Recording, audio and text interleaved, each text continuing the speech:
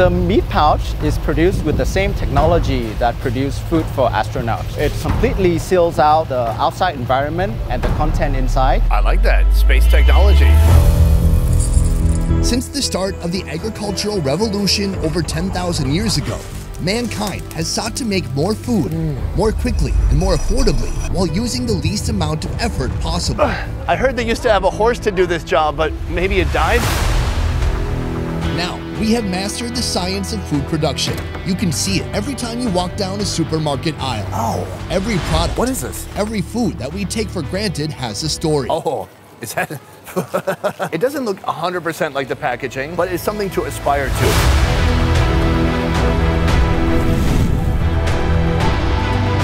In this exclusive series, we're visiting some of Asia's most fascinating food factories. Hey, good job, everybody. Cool. Witnessing what happens when some of the world's top engineers put their brains together. Our R&D team is making new products almost every day. Designing modern, miraculous, one-of-a-kind machines with only one purpose: to make food on a massive scale. Does this production line ever stop? We work 24 hours per day. Wow. Like this ice cream factory, where a uniquely engineered contraption pumps out 12,000 frozen treats per hour. Or this sausage factory. I just want to put my mouth there, but I will not do that. Where they stuff thousands of delicious wieners each day. When your workers leave, do you check their pockets for sausages? Or a noodle factory, where modern-day manufacturing allows them to produce over 1 billion packs of ramen per year. I noticed the shooting here is a bit restrictive. Why is that? The world of food manufacturing is intense. They have to make something that's going to appeal to the mainstream. They have to make it quick and affordably, or else people are not going to be interested. Competition is fierce. 99% for exporting. Oh, really? And production secrets are guarded behind closed doors. Until now. The best ever food review show team is getting a rare look behind the scenes. Oh, there it is. Revealing industry secrets. Oh, that's where the texture comes from. Bringing our cameras to show. Oh, the mozzarella. What no member of the public has seen before. I've heard these are among some of the top rated in the world, but how does that work? From local countryside operations. Have you ever tried to make a giant spring roll from one of these? No, that's a good pity laugh. Why does this guy have a show? All the way to some of the biggest, baddest manufacturers in the world. We're all bundled up, we're safe. What do I do if I have to pee? Today's mission, one of the most legendary items on supermarket shelves: instant noodles. I'm heading to a giant instant noodle factory, a place where they're producing over 1 billion packages of noodles each year. We work 24 hours per day. So how do they do it? Let's find out. Street food for breakfast. Our breakfast today goes back 3 generations. The dish's base is built upon humble instant noodles. But this foundation created the bedrock for a 30-year street food icon. So we've come to a street food spot. The woman manning the station, she has a reputation for being, some people say mean. Yeah, I don't think she's mean. She's very strict and straightforward. She doesn't yell at any customers, but yell at her team because she wants everything to be very fast. Oh, the command center. Yeah, Yes. the command center. Right now is a moment of calm. She's not said anything for at least 10 seconds. The noodles are served dry to prevent oversaturation. The soup is prepared separately, containing herbs, an egg, and 4 different types of meat. The rest is up to you. You know that instant noodle is very malnutritious, except for the taste. It's very addictive. This way of eating really adds more nutrition into it. Let's try it out. Very tasty. I saw that she didn't measure all the seasoning she added into, but No, yeah. not at all. Nice texture, not overcooked, just full of seasoning, full of flavor. So then you try some noodle, you jump over to here, and then you try some beef. This makes me so happy. Well, I know you're a big fan of fresh food, and vegetables especially. But here, these noodles are processed. How does that make you feel? I really enjoy instant noodles. You do? Yes. It is like the food from my childhood, and also it tastes very good. Yeah, it's very satisfying. It's very addictive. But what if I told you almost everything here is processed? I mean, if you look at the meatball, shrimp paste, these noodles, and actually any type of noodle is technically processed. So that word processed has a very negative association. But what's fascinated me always is how they can take something like noodles and mass produce it in one factory, make thousands or millions of packages in a day. You're doing a good job listening. Vietnam is one of the top 5 consumers of instant noodles in the world. In a country of over 90 million, the average person slurps down 53 packages of noodles per year. So how does a country like Vietnam truly show their noodle devotion even more than countries like Korea? Let's find out. Here we come to the mecca of all things packaged and processed. This is an Asian grocery store. And for me, Asian grocery stores blow out of the water the boring markets where I come from. Worms. You can just buy worms. I don't think you could do that in my hometown, and I think that sucks. You ever buy the worms? Yes. As a joke? No, we really eat it. No time to worry. Here, look at these little balls. It says sausage hot la. Hello. What's that mean? Means balls. Ball shape. This is a... Dry snake skin gourami. Oh, a snakeskin gourami. It looks a bit flat, like this fish needs mouth to mouth. What is this? Jellyfish. This is usually used for salad. Salad. You like this one? Yeah, I like it. Does the jellyfish taste like anything? Don't say it tastes like jellyfish. Tastes like jelly. What's happening? Oh, black chicken.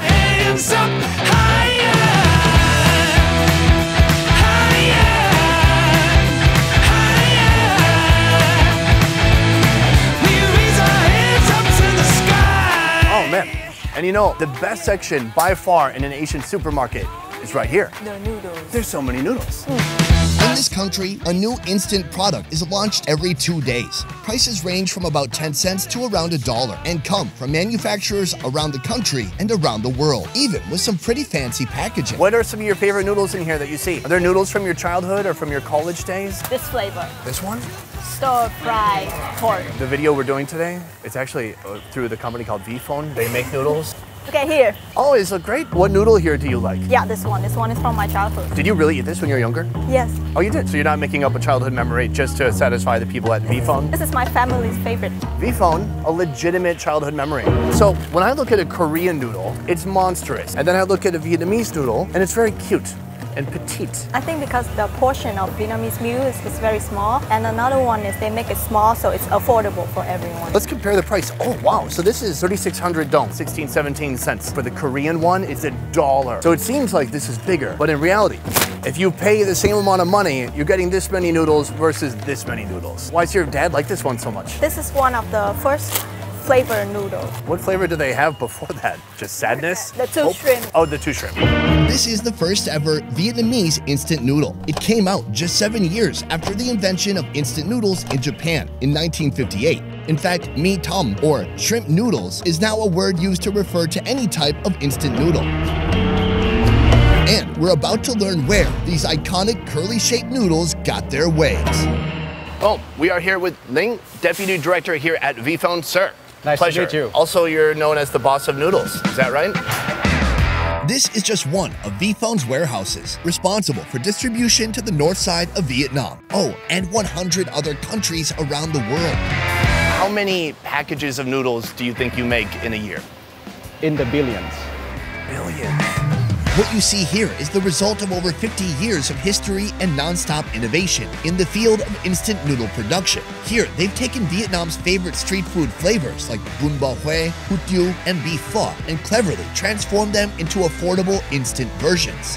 But let's not forget that one special product that started it all: Two Shrimps instant noodles. Here we are. Here we are. We're all bundled up. We're safe. What do I do if I have to pee? So this is a factory where you're making noodles. But what noodles in particular are you making? Mi hai tom noodles. It's a classic Vietnamese taste. The base for these noodles is wheat flour that's mixed with water to create the dough. The dough starts rough and coarse, but begins to smooth as it passes through several compound dough sheeters, kneading the dough until it has a consistent texture and the perfect thickness for this type of noodle. Then it passes through a roll slitter. a cylinder specially designed to cut the exact shape and thickness of the noodle. This rolling blade slits the dough into the noodle's signature curly shape. Now this long, continuous stream of noodles heads to the steamer where the dough gets cooked through. It's still far from the shape we witnessed this morning at breakfast, but there's a lot left to do. Next, these noodles get a hit of flavor as they pass through the seasoning waterfall.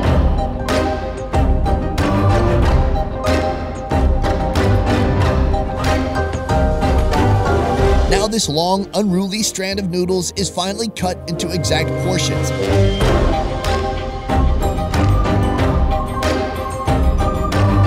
And those portions are placed in molds.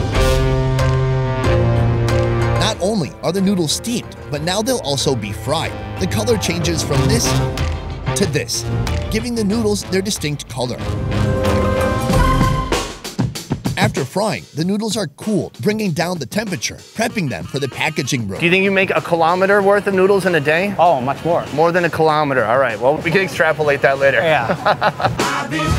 Now the noodles are topped with sauté and seasoning packets, then wrapped in their final packaging. The same exact style packaging that was used 50 years ago. I'm not the kind to abide to my stereotype. You'd be surprised if you took a look inside. I simply walk by these intimidated eyes. Well, Joe, we just toured a whole noodle factory. And it turns out right here is the final resting place of noodles, other than our stomachs. And action!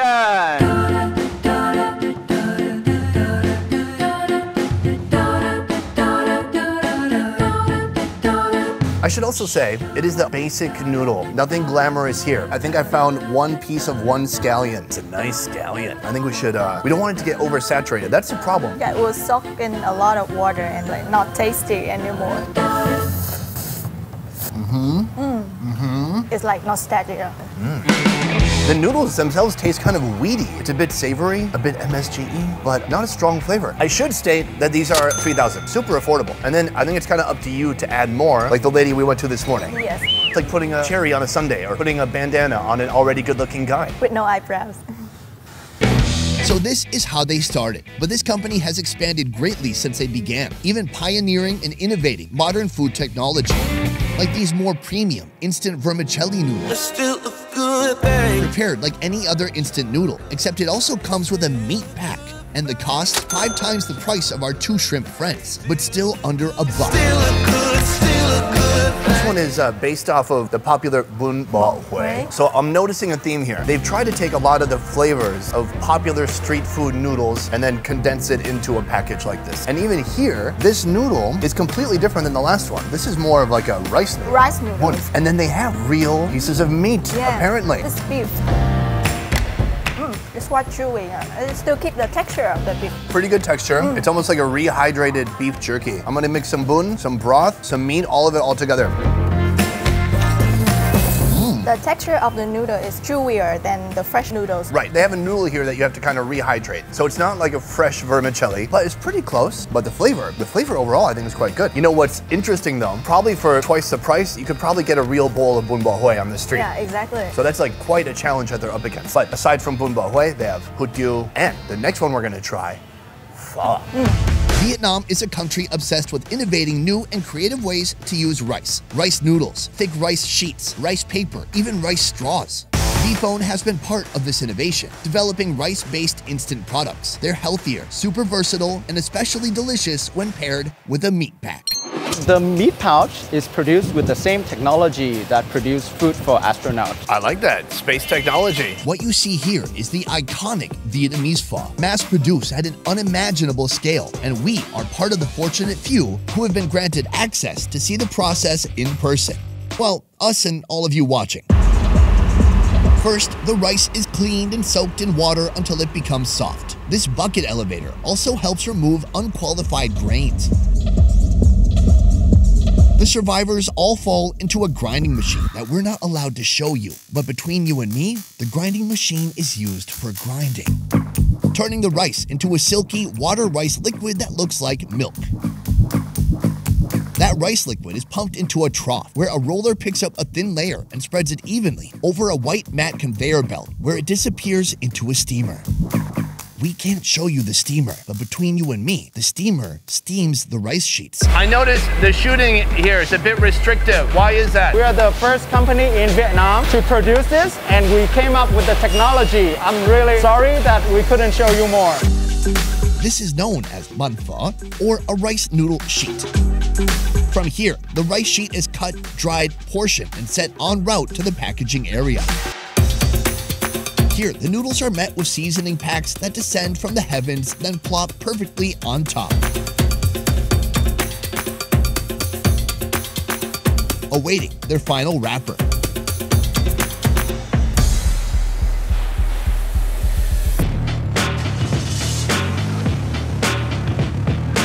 Seasoning packs, wrappers, cutting.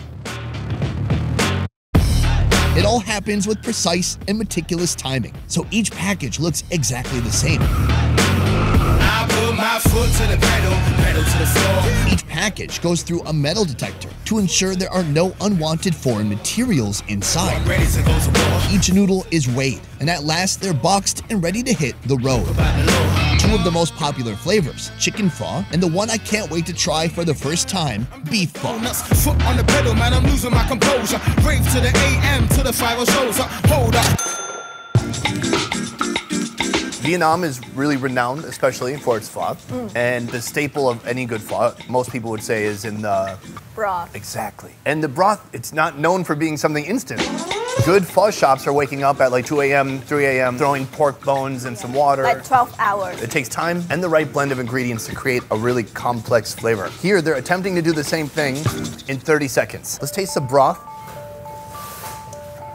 I taste the cloves, I taste the star anise, I taste the pepper. Maybe because pho is my favorite food, so I expect more than that. Oh, I'm not saying it's exactly like the street, but the traces of the staples of pho are still there. Yeah, I think they've done a pretty good job. Pretty good. Yes.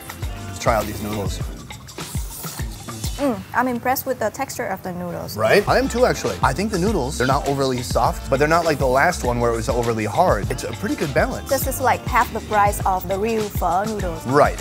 And again, that's a challenge. But if you're in a pinch, if you're in a quarantine, or if you're just hungry in your dorm room, it's a very good alternative. If you were to add a step to suggest a way to make it a little better.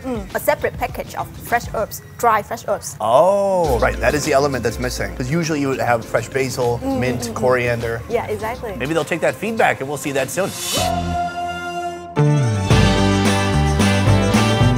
Factory food is food trying to find a balance between quality and affordability. Made possible by those who think outside the box, pushed forward by engineers designing and building one-of-a-kind mammoth machines that have never existed before.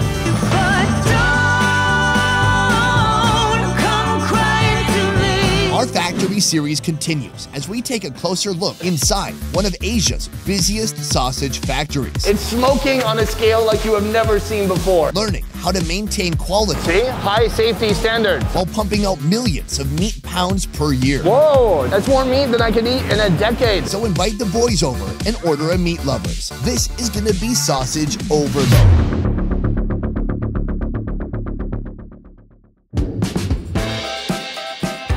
Right now we are in food shop, but this food shop is not any food shop. They're selling sausages. Every kind of sausage you can imagine, and about 3 or 4 that you could not imagine. Hello, ma'am. Hello. Hi, how are you? Can you ask her how many sausages do you have? Ở đây mình có bao nhiêu loại xúc xích vậy em? Back for more factory food fun. Friend of the show, Chung. So they have 5 main types of sausage here. 5?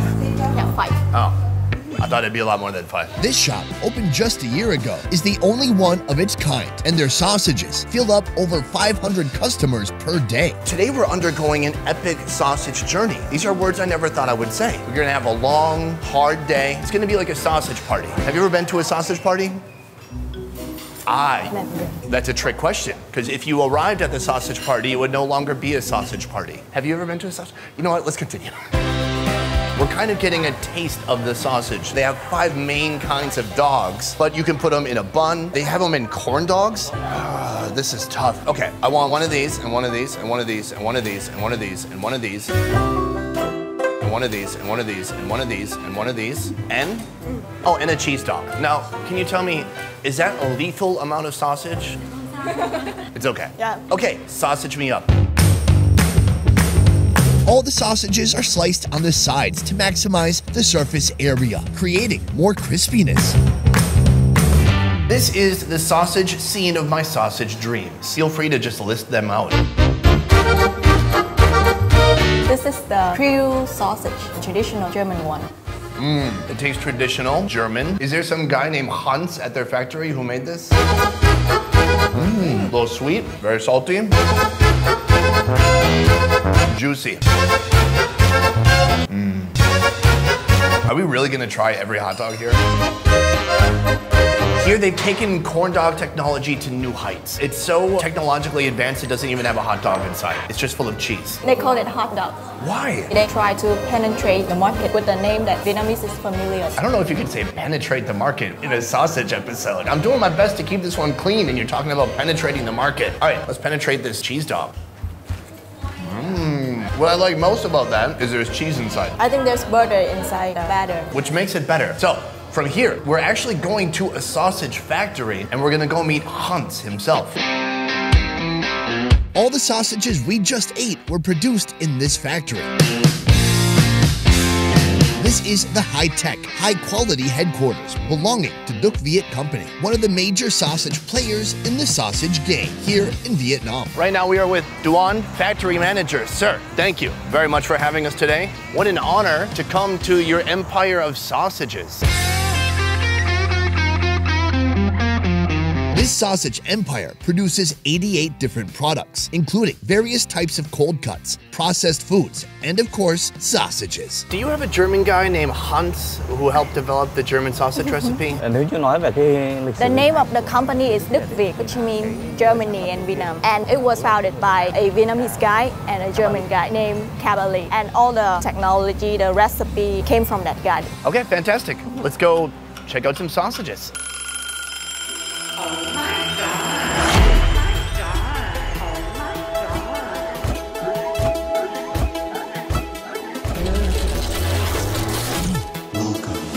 Duan, is that you? Okay, good. I just want to make sure we got the right guy. Every time I look around, I lose you. We've entered the factory. It's much colder than I expected, but that makes sense. Right now, we're in the mixing room. Here, the cold working environment keeps the bacteria in check. It also helps preserve the meat textures while they're being mixed. This machine I'm standing next to, what do you call this? Yeah, this is a mixing machine. Oh, that's it? Yeah, that's it. I thought it would have a more epic name. I would call it like Hercules or King Kong, but that's okay. This behemoth of a mixing machine has one sole purpose: blending together tons of meat and transforming it into delicious meat gloop. Have you ever had a person fall in there? I love the look of you don't want to translate it. It's a fair question. I think a lot of people are wondering, have you ever had a person fall in and get ground into sausage? No one has ever been hurt from this machine. I'm glad we asked that. Now we know. Every hour, more than 2.5 tons of meat and fat go through this machine. With the meat gloop now perfectly gloopy, it's ready for the next step. The next step in this sausage making journey is the stuffing.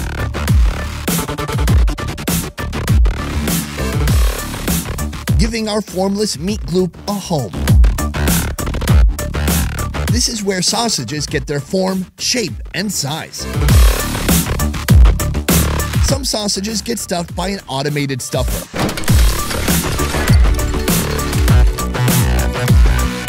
Where do I buy a machine like that?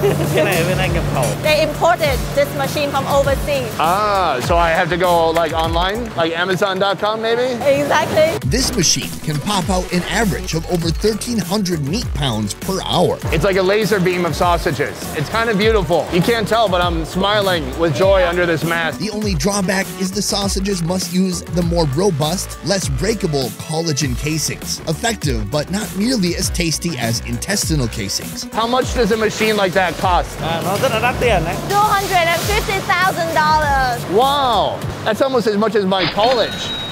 Hey, feel I'm in the mood for a switch up. I hit the function, hit the The more coarse sausages are stuffed by hand, stage and leave with me. using the more delicate intestines, usually from pigs or sheep. Mama flick up. Feel I'm in the mood. Intestines contain fat, so when these sausages cook up later, they'll be encased in a fatty wrapper that pushes even more flavor into the meat. Straight from the mud like Ruby. Straight to the stage, they love me. After these sausages are stuffed, expert meat handlers skillfully string the meat sticks on a steel rod and hang them from a cart. Came in with the what's that? Left out with the who she. This cart doubles as a vehicle and a cooking rack. When it's full, they hitch a ride to the steaming room.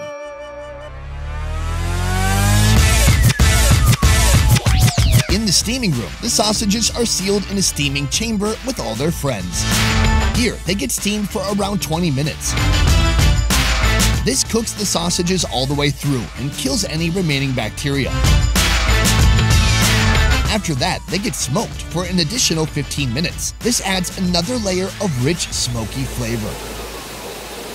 This is the smoke room. Right next to the steam room, here they've got smoke on a massive scale. Inside of here, they've got these oak chips all the way from Germany. So they use the oak chips to create the smoke, and then they have this advanced piping system. They'll move the smoke from here across to the other room into the steamer. It's smoking on a scale like you have never seen before.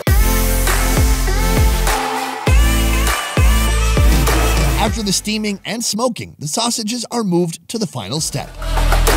One last check.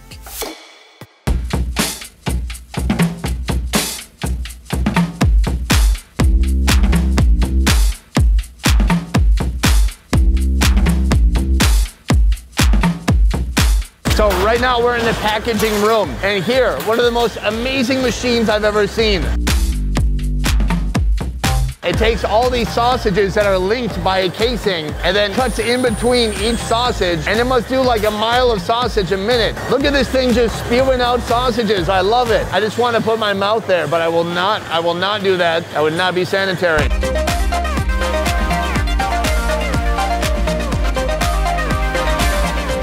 So we have finally made it to the end of the sausage making process.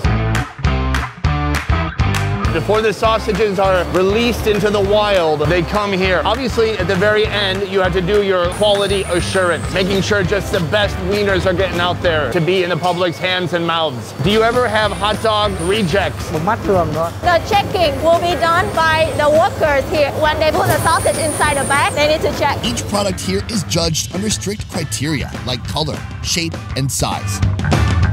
If all the sausages meet all the requirements, if they're all perfectly uniform, only then can they be packed and sealed in their final home. After packing, they'll go through a metal detector, ensuring there are no unwanted items left behind, like that one time Larry lost his wedding ring in the meat gloop. Joking, just joking. My last question, but it's very serious. Okay, don't laugh. When your workers leave, do you check their pockets for sausages? They don't bring it home, but they usually like hiding somewhere in the factory and eat the sausage. Well, it's almost irresistible. That steaming room smells delicious, so I get it. All right, thank you so much for your time. A riveting experience, so cool. After winning the golden ticket to this sausage factory dreamland, I'm ready to get out into the real world and witness how everyday folks are using these products in their own street food creations. So, Jup brought us here. Xin chào Ji. So right now we're at your mobile food cart. You weren't here a moment ago and now you are. Ms. Feng has been a mobile vendor for 9 years. She starts every day early in the morning and drives around the streets of Hanoi until she sells out. Here you have classic Hanoian food. We've got sticky rice. Inside it's stuffed with mung bean, pork fat. Pork belly. Pork belly, I meant. And on the side, duc viet susik. That's how you say sausage in Vietnamese. Suk sik. So, ma'am, what is it that you love so much about duc viet sausages? The quality of the sausage from Đức Việt is very good, and also our customers really like this type of sausage. Well, I can't wait to try it out. Thank you so much.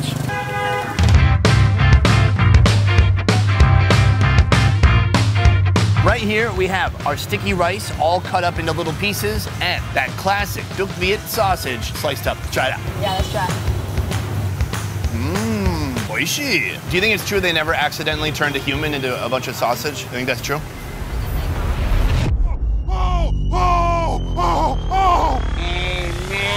I don't know. You're questioning it, right? Yeah. I don't know. You seem confident in the factory, but you never know. So, the perfect pairing. She's fried up the sticky rice. It's become crunchified on the outside, and you can see the inside layer. Oh, that's a nice piece of pork belly.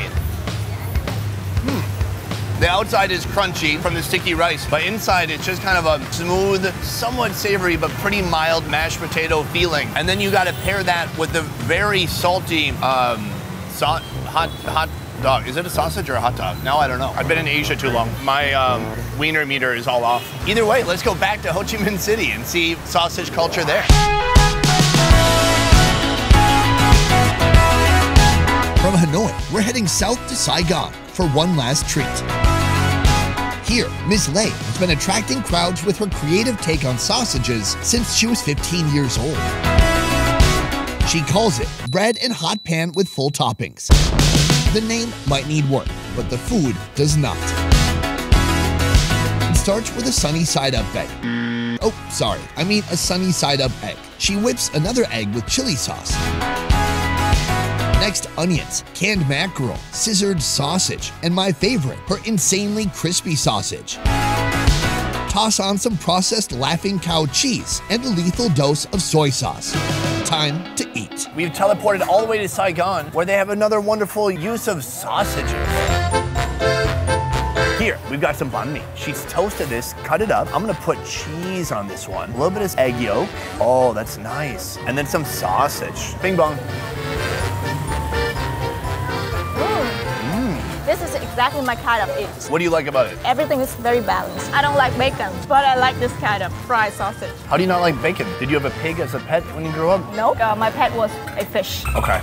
Unrelated to bacon. Yeah, unrelated. Got it. To me, it's all just like heavy breakfast foods. I wouldn't want to have this every day, but I love the egg, some meat, a ton of sauce, and a wedge of cheese. Anyways, early on, when we went to food shop, I feel like I was a little dismissive. Are we really gonna try every hot dog here? I didn't pay the sausage enough respect. And then after seeing all the work that goes into it, the attention to detail, I really came to appreciate these simple things that are in front of me right now.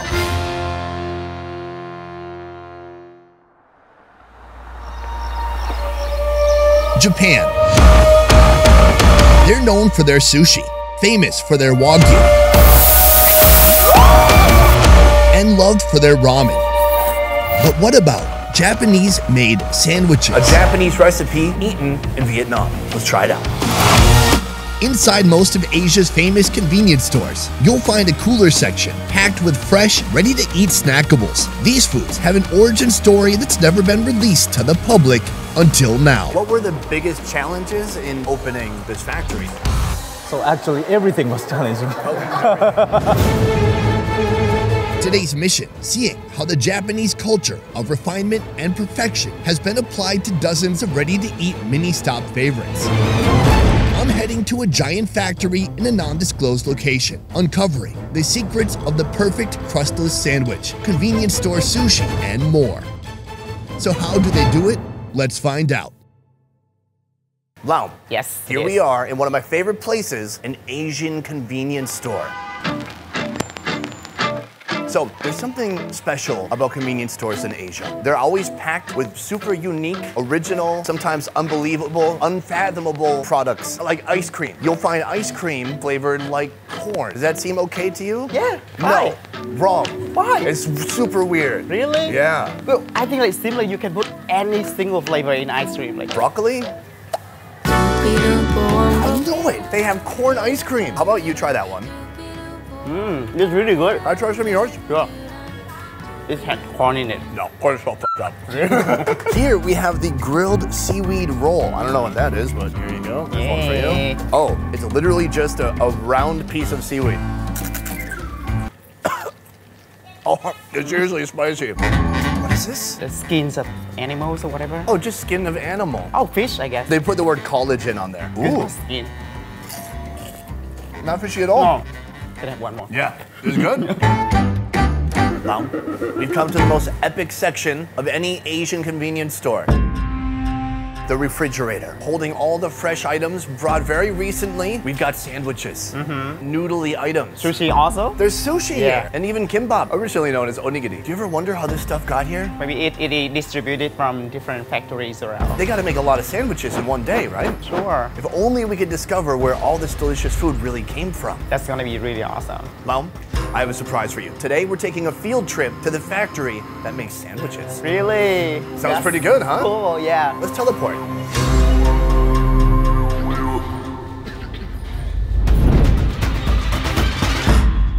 Mr. Serizawa, Takaya, Nice to meet you. thank you so much for having us today.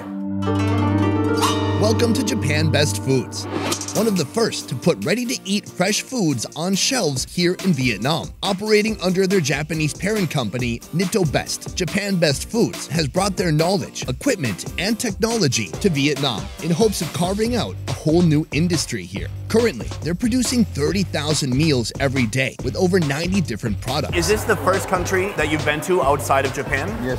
Is that right? So why did you choose Vietnam and not Thailand or some other country? First of all, the food culture of Vietnam seems similar to Japan because there is no restriction of eating meat. But I think Thailand, they don't prefer to eat beef. Oh, is that right? Yeah. Oh, I didn't know that. Vietnam is among the top 3 most vibrant retail markets in all of Asia, with over 4,000 convenience stores across the country, making it the hotspot for convenience store brands looking to cash in. But there's a problem.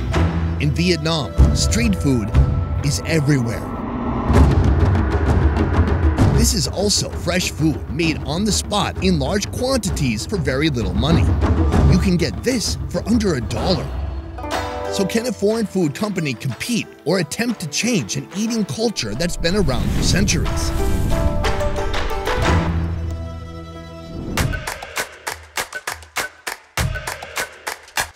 This factory's production line includes every step of the food-making process: cooking, mixing, assembling, and packaging. Beyond production, they also run an ambitious research and development program. In this room, they invent and develop new products almost daily. More on that later. Mr. Takaya, while we're in the factory, we're gonna talk about 2 main foods that I see all the time. One is a sandwich. Yes. We'll talk about that later. The other one is kimbap, but in Japanese, it's called onigiri. Onigiri, yes. Which country invented that? It's from Japan. Really? Would Korean people agree with that? I hope so. How many different types are you making? 20 onigiri. Oh wow, that's a lot, way more than I thought. So what is the best-selling one? Grilled chicken onigiri and tuna mayonnaise onigiri. Yeah, I love tuna mayo. I like tuna too. Much of this factory is about as chill as a refrigerator. It must under 10 degrees. So any food that needs to be cooked for any product gets cooked here in the hot room. Right now, they're working on the minced grilled chicken onigiri. Before being sent to the mixing room, the cooked food is temperature tested to ensure any potential bacteria are deceased. Grill fillings is one of the popular flavor of onigiri in Vietnam, but it's not popular in Japan. Is it even available in Japan? I don't think so. It's only for Vietnam. Exclusive. Yeah. That's pretty cool. Here, the chicken is mixed with a 5-spice sauce, the famous Chinese spice blend that's long been a part of Vietnamese traditional cuisine. Then, these ingredients all head to the next room for assembly. This is where everything comes together, the assembly and packaging of all their products. Next, these rice vessels are filled with grilled chicken. She precisely portions out the filling by hand, not too much and not too little. Just the right amount so the next step can be carried out successfully. Right here we have the onigiri machine. Every hour it's pumping out 3,000 of these suckers. What's remarkable is the level of detail and thought that goes into everything they do here, because the standards they're operating at are well above any that they're obligated to by any governing bodies. For example, here they have a mini X-ray. Even if they find a single eyelash inside, the machine is gonna stop and they're gonna throw it out. This is the typical onigiri shape, but this food can take many forms. All you need is a specifically engineered machine created by Japanese food scientists. Easy, right? Next, this naked rice vessel heads through the packaging machine where it's wrapped with seaweed and sealed in plastic to keep it fresh. There's something magical happening here. It's not easy to see at first, but we will reveal it starting now. So we have to use number 1 here, this pull tab that splits the plastic in half, and we pull out side number 2. It slides this layer between the seaweed and the rice out. Because if the seaweed was actually touching the rice, it would get soggy. We want crunchy seaweed. And layer 3 comes out. Here, as you can see, there's a big rice triangle, but now we have fresh, crunchy seaweed. Should we give it a bite? Sure. Let's go for it. I didn't reach the filling yet, but already I love the taste of crunchy seaweed with rice. That alone is a yummy snack. Interesting. Chicken flavor is really good. It's kind of peppery, succulent, but you know what would be good? Chicken mayo. There's a lot more stuff to try. Maybe we grab a few different items, head to the table, to try it out. Japan Best Foods has a huge focus on freshness with very little time to turn around product requests. Here's how it works. First, they take orders from 600 convenience stores around Saigon. Then, they must produce those orders the same day. By midnight, it's already on store shelves. Unlike making instant noodles, where you can have thousands or millions of packages sitting on shelves waiting to be sold, this is a zero inventory business. You guys have convenience store sushi. Yes. How long can it hang out on the shelf before it has to be thrown away? 2 days. 2 days. When arrive to the store. I mean, my standards are much lower than yours, I can tell you that. I had a sandwich in my fridge from like 2 weeks ago. The sushi are stuffed with a variety of potential ingredients. Later, each piece is cut by a machine before heading to the assembly room. As it moves down the assembly line, they already have the sushi made. At this point, they just need to put it into each of the packages, close it up, tape it, label it, and send it out. So we grabbed every kind of sushi they have here, 15 different flavors. They actually give you a little packet of soy sauce on the side. I do the Vietnamese way. I just... Oh, your teeth? The American way, we use a gun. Tuna? Tuna, You got tuna yeah. here? Let's try this one. Yeah. Quite good. Over here, they have some more like advanced style sushi. This one is egg mayo. This one is mayonnaise, crab stick, and Corn. a little bit of corn. Mayonnaise, rice, soy sauce. My 3 favorite flavors together. I just love corn so much. This is good. Here for the sushi, we got egg, cucumber. Is that also cucumber? That's cheating, guys. What the F? 6 cucumbers out of 15 pieces? This has some pork, carrot, Whittier mushroom. What's interesting to me, there's not like a lot of raw salmon, raw tuna. Yeah. They've intelligently designed a sushi menu that works for these conditions. Well, I think that the idea of bringing sushi inside a convenience store is great. Because, you know, for a long time, like sushi would consider like something fancy. That's right. That's good. Except for the cucumber. Not a big fan. I fully expected Japan Best Foods to excel at convenience store onigiri and sushi. But what about Japanese sandwiches? In a month, how many sandwiches do you think you're making and putting out? 100,000 pack per month. And last question, this is a pretty serious one. Why do Japanese people hate bread crust so much? 耳をなんで取るんですかねって。なんで嫌いなんですかねっていう。We don't know. If you know a thing or two about Japan, this machine probably won't surprise you. They've engineered a highly advanced technology just for this. This machine's only purpose is to remove the bread crust, a process whose origin they can't even explain. Does that get thrown in the trash or does that get reused somewhere? Actually, it's going to be a trash and it will become a feed. Oh, okay, so other animals like pigs or something will eat it? That's not trash, it's like still being used. Instead of a crust-hating machine, they could have built a sandwich-filling machine. But here, they think that job is best done by human sandwich-building specialists.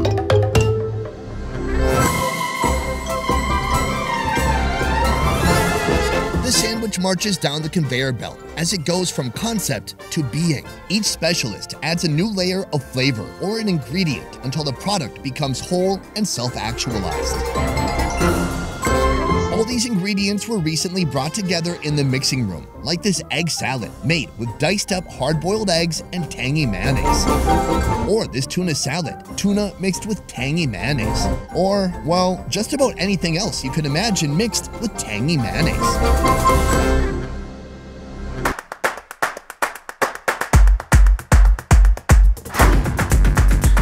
After After the sandwich has become whole, the executioner chops it in half, creating triangular-shaped sandwiches, ready for the packaging stage, which is also conducted by human packaging specialists.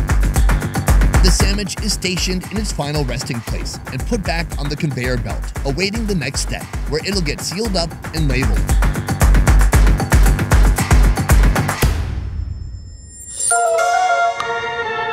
The finished product will go through a quality check machine to ensure consistency.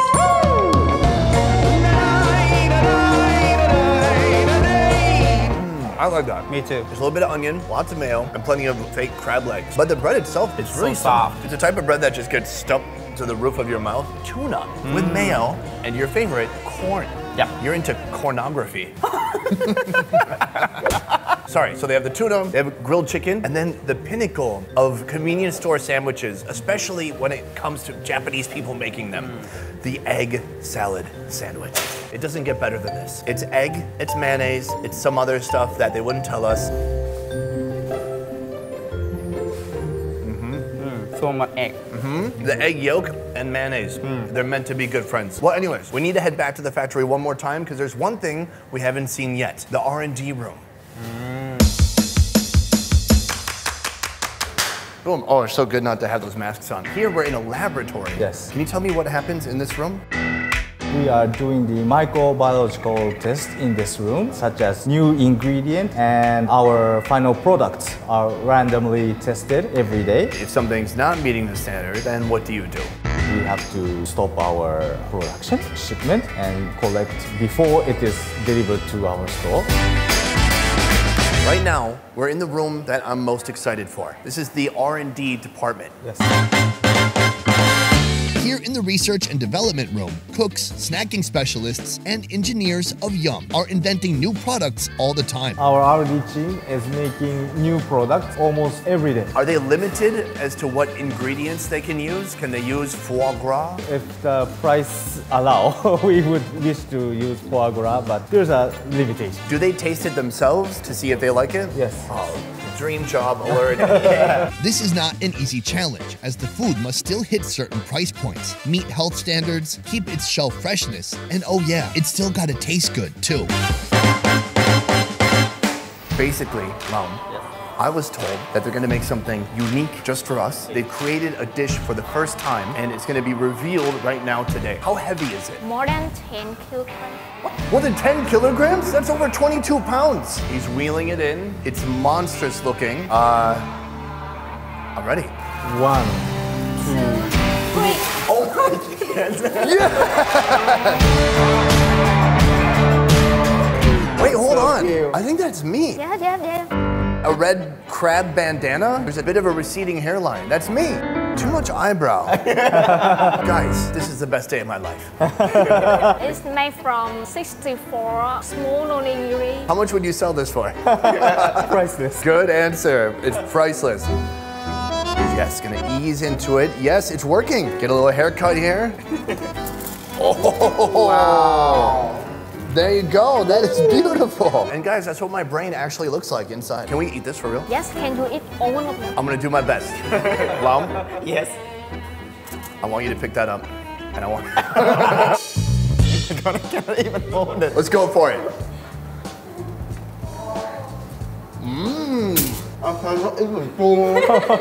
You did some damage there. You got through. Can you say what? I don't know what you're saying for sure, but I feel it. Here, let me try another bite. Wow. That one is fried rice. It's gonna take at least 15 minutes to eat. Wow, that's a big bite. Okay, I'm pretty full. Highly recommended. 5 out of 5. I like it. I'm full of rice. Maybe I can wrap it up and bring it home. Guys, thank you so much. Thank you. What an honor to be able to eat my own head. And I just want to say thank you so much for your generosity. You're so generous to let me eat half of your hair. Every food you see here, all the steps and processes are largely the same as what you'd see in Japan, where this industry was created and perfected. Japan Best Foods isn't trying to compete with Saigon's bustling street food scene. They're creating a different, new experience altogether. Today we're following one certain kind of bun. What is that? So he will introduce us a porcupine one. Porcupine. Yeah.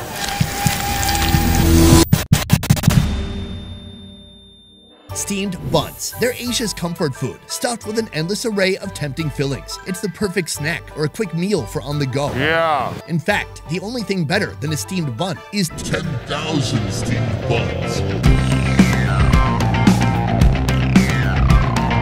today's mission, breaking into one of Asia's most productive steamed bun factories. Here, we're getting a rare look at how these beauties are made behind the scenes. Some are savory, some are sweet, and they're all stuffed full of the same thing dreams are made of.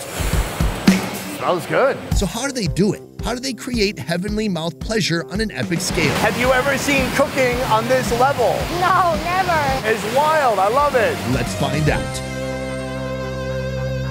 But first, a quick history lesson on these dreamy, steamy snacks. The origin of this creation dates back to long ago in China. Through generations of migration throughout Asia, the dish became widespread. In fact, many Asian countries seem to have their own take on the steamed bun. The steamed bun, known locally as bun bao, has been in Vietnam as long as anyone can remember.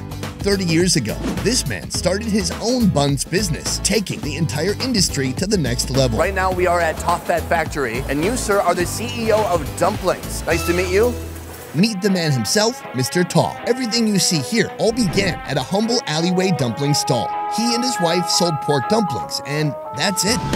Now, this steamed bun behemoth stretches 22,000 square meters, employing hundreds of locals. In one day, how many dumplings do you think you're making? 100,000 products. 100,000? Yeah. Oh my gosh. All this wouldn't be possible without Mr. Taw's entrepreneurial vision, applying new technology to the old traditional method of processing dumplings.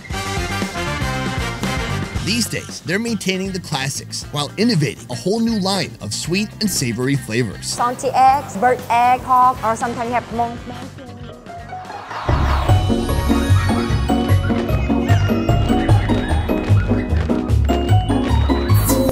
A lot of things inside, yeah. Just tons of different possibilities.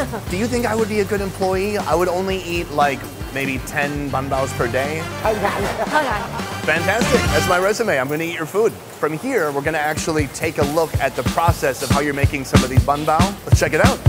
Bây giờ thì mình sẽ bắt đầu đi tham quan nhà máy hả chú? Bắt tay vào một cái. Come on. Thank you.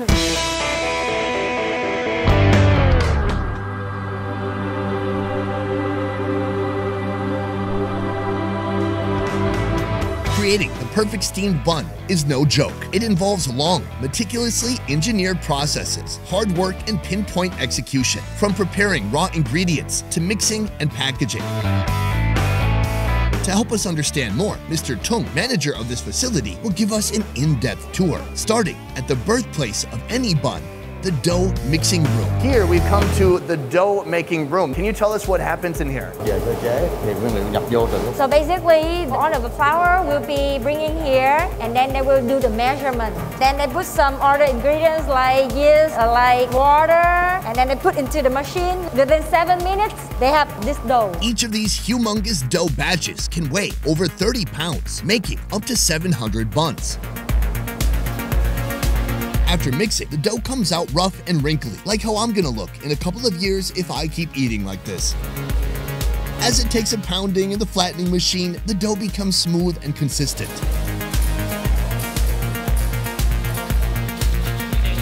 Next, the dough will be divided into equal portions using this machine.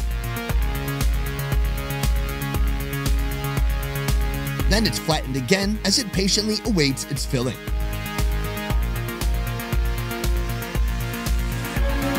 When you think about bun bao, you think about nice doughy steamed bread, and you think about juicy pork dripping out of it, right? Yeah. This is where all that begins, the pork room. Right now, we're seeing how they make one of their classic savory pork buns. First and most important, the pork. It starts by going through a specialized defrosting machine. A quick way to bring the meat to the correct temperature, getting it ready for grinding. So what is the best ratio for meat and protein? That's like my body makeup. The pork is flavored with scallions, soy sauce, minced onions, special seasoning powder, a mixture of MSG, flour, and ground pepper, then finally, sugar.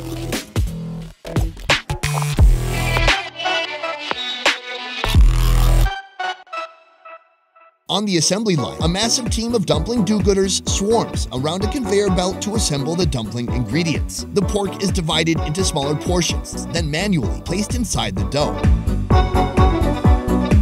The team takes turns also adding salted egg, quail egg, and a piece of chashu pork. Everybody here, about 10 people, are grabbing it and kind of cinching it closed. And then from here, it's gonna actually head to the steamer. Oh man, all this raw pork is making me hungry. Way more than it should be. After steaming, the buns are packaged, ready to hit the road.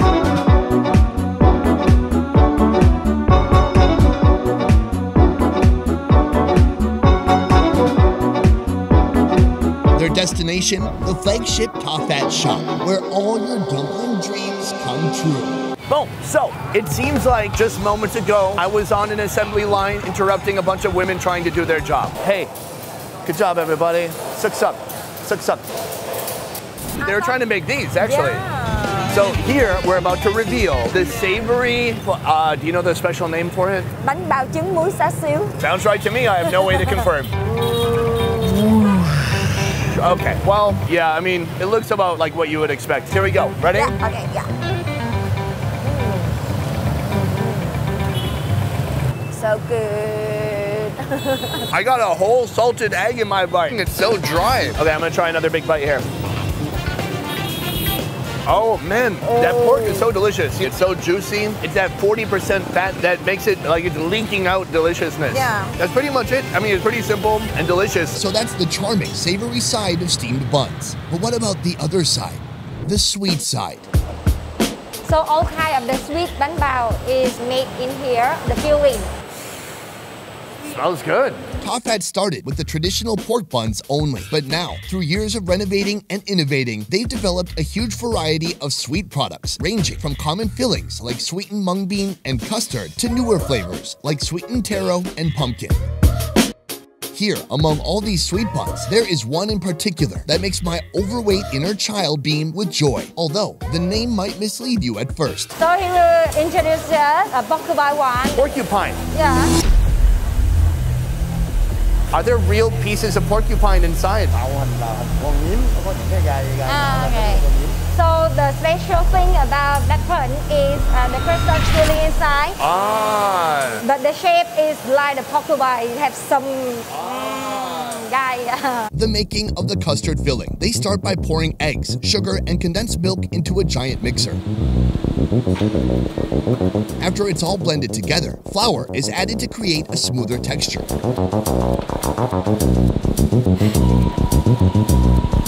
Last touch, coconut milk. Now with everything mixed together, a colander is used to remove any chunks left over, making the final mixture heavenly smooth. Next, they pour the mixture into small cake pans and steam them for 20 minutes. When it's all done, they whip the freshly steamed custard in a mixer to create a more light, satisfying texture. The same type of dough is used for both savory and sweet buns. This machine is used for both wrapping the dough and the filling together, automatically shaping them into what may resemble a porcupine body with a tail. A team of design experts then manually cut the back of the dough ball to create the appearance of porcupine quills. So basically, they cut the tail like this. Oh, the tail becomes the nose? All right, this one is mine. Beautiful, spiky, bold. And then this is hers. And it looks like it's having a bad spine day. Can we ask somebody, hey, is this savable? Or oh, just throw it away in the garbage. Oh man, we really blew that. Then, the porcupine buns head to the steam room. Usually I go to a steam room when I'm hungover and I'm trying to feel better. This room is divided into 3 separate sections. The yet-to-be-cooked section. The cooking section, where trolleys containing 14 racks steam for exactly 13 minutes. Then, finally, the already cooked section. Everything moves in one direction, heading into the steamer on one side, and once finished, being pulled out the other side, where the trolleys make their way to the cooling room for 1 hour before heading to packaging. Right here, we've reached the end of the line for our little porcupine friends. Using this tool, some kind of edible ink, they create eyeballs for the porcupine, and after that, it's a sentient being, so it's actually quite a burden for the porcupine. It never asked for this life, but here it is nonetheless. After packaging, these little porcupine dudes will be shipped out to supermarkets all over the country, excitedly waiting to be adopted by people and their stomachs.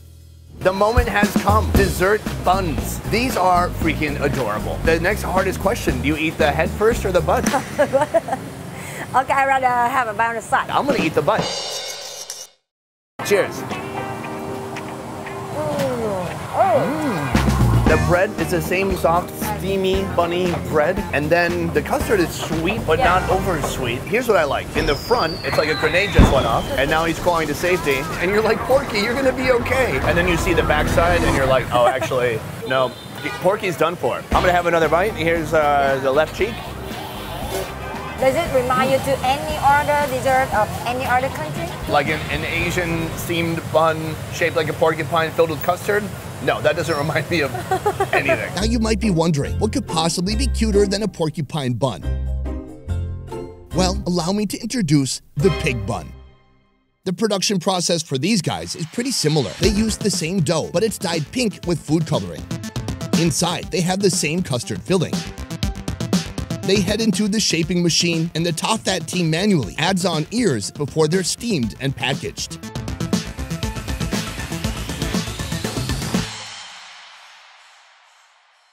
Oh no, what happened? My pig's face is like halfway melted off. Look at this. This looks like one I would have tried to make. Do you know why this is have the pink color? Because it's like a pig? Yeah. I'm going butt first. Are you ready? Okay. Cheers.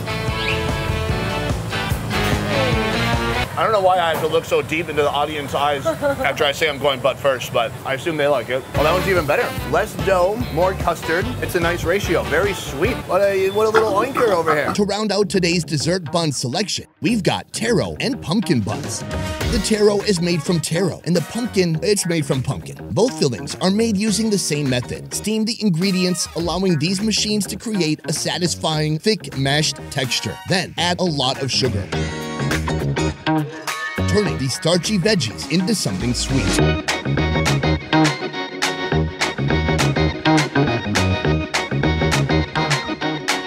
Steam, package, eat. They put a stamp on top. What's it say? It's mean food. When you eat that, you have your own happiness and have a good fortune. Oh yeah, I hope so.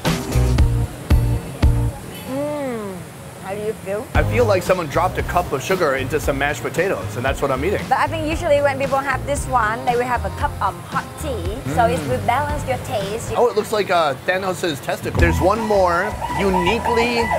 Wow, there's a lot of ambulances on this street. Because next year is two big hospitals. Oh, it's a popular street to die on. As you can see here, they try to make it a little bit look like the real pumpkin. Oh. This is the color pumpkin, and this is the leaf. Not really smell pumpkin, right? So there's just a hint of pumpkin flavor, and maybe almost a little bit of marshmallowy flavor in there too. Pumpkin belongs in soup, not in dessert, but they've put enough sugar in here that I dig it. Boom! Bonus food item. Yeah, you thought we were done? We're not. Not only is that factory making banbao, they're also making dim sum. Dim sum is a type of traditional breakfast originating in China and slowly amassing popularity around the globe. Let's go back to the factory and take a look. There are potentially hundreds of dim sum dishes, but here in Tofat, they specialize in just a few. Most notably, their hakao and shumai. We have come to the dim sum wing of the factory here. You are the dim sum manager, yes? Hello? Xin chao. Meet Mr. Luan. They call him the Shumai Sergeant. He's in charge of what takes place here. I'm curious, is it just an easy, natural transition to go from buns to making this kind of dim sum, hakao, shumai? So basically, all of the filling inside have the same ingredient with the pork. The skin is just a little bit different. The chewy hakao dough is made from 4 different types of flour.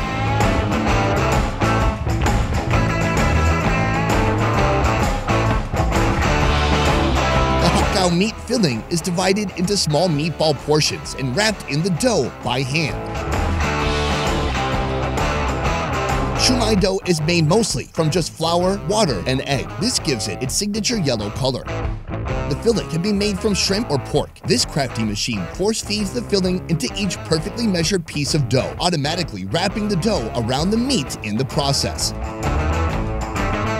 Before serving, the dim sum hit the steamer for 8 to 10 minutes. And we're back, present day, Vietnam. I think what's special about this is it's incredibly inexpensive. For this whole thing here, it's only Khoi! Bao nhiêu tiền em? $33,000. It's less than $1.50. I'm gonna give it a little dip in our sauce here. Cheers. It's not as like robust and incredibly meaty as some highfalutin fancy dim sum place where they have carts and tea and old men reading newspapers, but it's still pretty good. Now this one is somewhat shrimpy, a bit bouncy. The final one, pork hak cao. It looks beautiful. Let's try it out. Somewhat similar pork to the bánh bao, but a little bit different seasoning, I think. Yeah. My favorite here out of all these is the siomai. Siomai? Siomai. Every country says it kind of different. It's got a little pork, got a little shrimp, and a nice little bouncy texture. I have now been to over 5 factories in Vietnam. Top that is got to be one of my favorite. And gosh darn it, I hope more people around the world can experience it. And I believe that someday Thảo Phát will have their name on the world map of bánh bao. And one day I'm going to show my parents that pumpkin can be a dessert. And after they slap me, they might try it. Mr. Ta's journey is a true rags to riches story. One man started with little more than a recipe and an idea, and through years of persistent effort, he went from an alleyway vendor to one of the biggest producers of steamed buns in Asia. Like any typical entrepreneur, Mr. Ta isn't quite satisfied with where he is now. Are you ever blown away when you just think back to where you started and where you got to now with this company? No. As he keeps his vision for the future strong. Mr. Ta has taught me a lot in our short time together, but most of all, I've learned that pumpkin makes a pretty good dessert.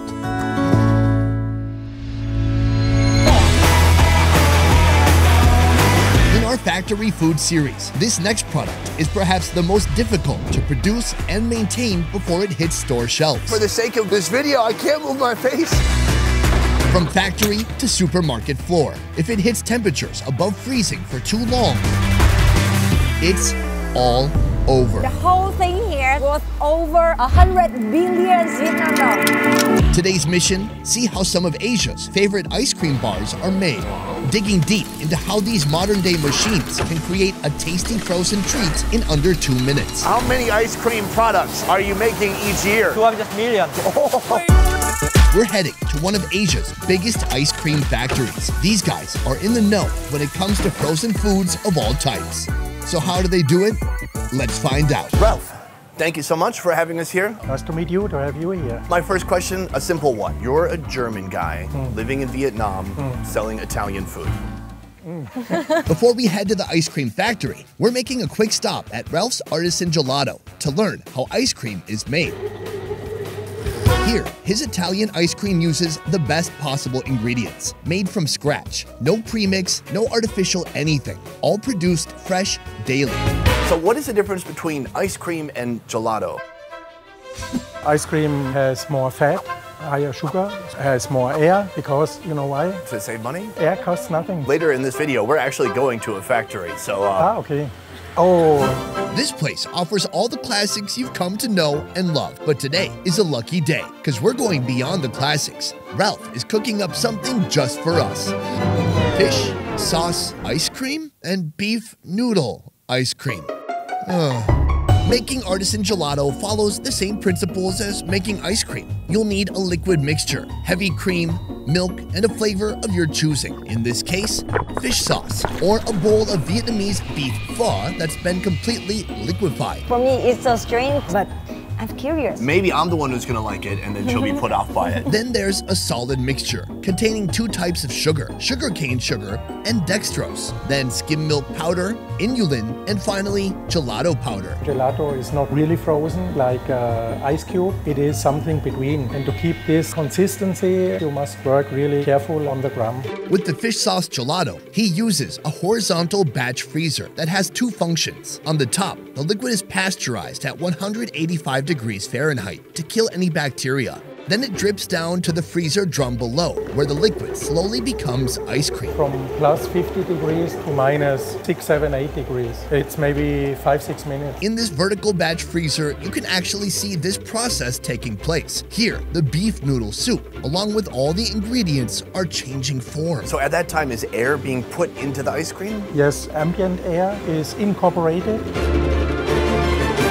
First flavor today, fish sauce. Fish sauce is a liquid condiment made of sardines that have been coated in tons of salt and left to ferment until it becomes liquid, usually more than a year. But should it be in ice cream? Woo-hoo! That is stinky. How do you feel about that? Finally, my dream come true. Can't wait to have it. You seem oddly enthusiastic. Are you on drugs at all right now? No? Can you smell the fish sauce? No, it just smells sweet. I'm just gonna get some wood. Oh, my wood spoon broke. That's fantastic. Let's try it out.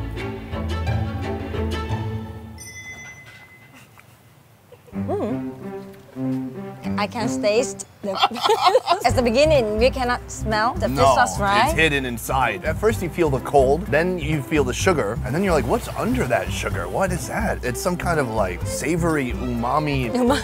For the first one, you feel very strange, but for the second... Yeah, it's getting a little better as we try it more and more. Quick disclaimer, this guy's got magnificent, delicious gelato. It's so good. But this one, that is something else. And then here we have pho ice cream. What's great about this is it actually has real pieces of beef, noodle, and herbs, like pho is known to have, and a chocolate wafer, like pho is not known to have. This one melts super quick. Should we try it out? Yeah. Cheers.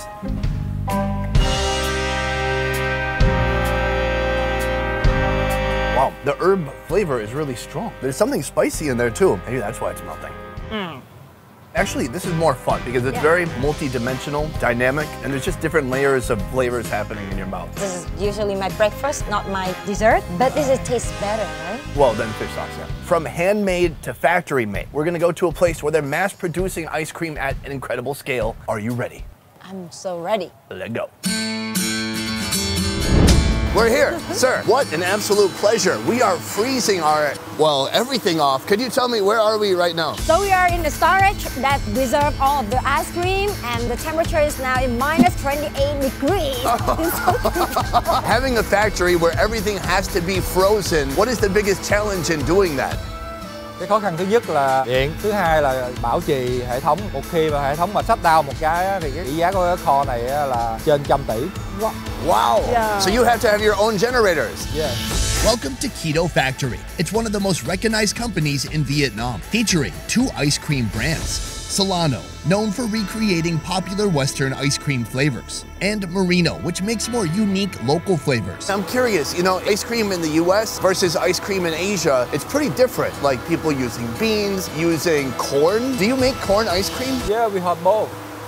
Well, listen, my toes are about to turn black, and I don't want to have to cut them off. Can we go see how the ice cream is made? Yes. This is where all the magic happens. From mixing ingredients to packaging, all of it takes place in this room.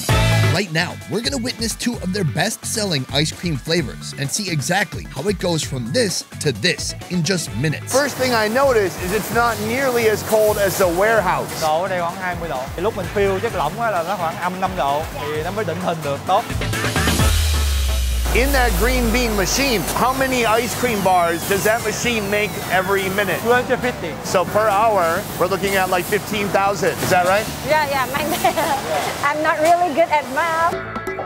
First, green beans are poured into a mixing machine that contains ice cream emulsions. Eventually, it'll become part of the ice cream mixture.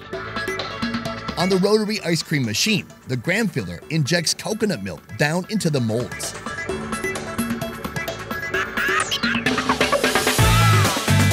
Just a few clicks away, a second gram filler injects the green bean mixture on top of the coconut milk mixture, creating 2 layers of flavor. Before injecting, the liquid filling is a cool 40 degrees Fahrenheit, but when it hits the mold, the liquid freezes almost instantly to a precise 23 degrees. How long does it take to design and get the machine ready to go? 9 months. Like having a baby. Yeah. Next, this very same machine injects wooden handles down the ice cream molds.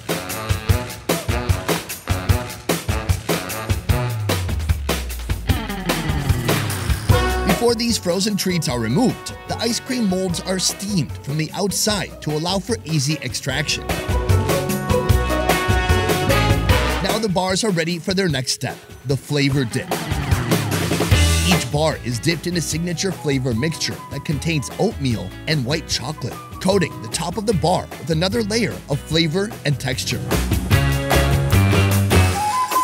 From there, it's only one step away from being ready to eat.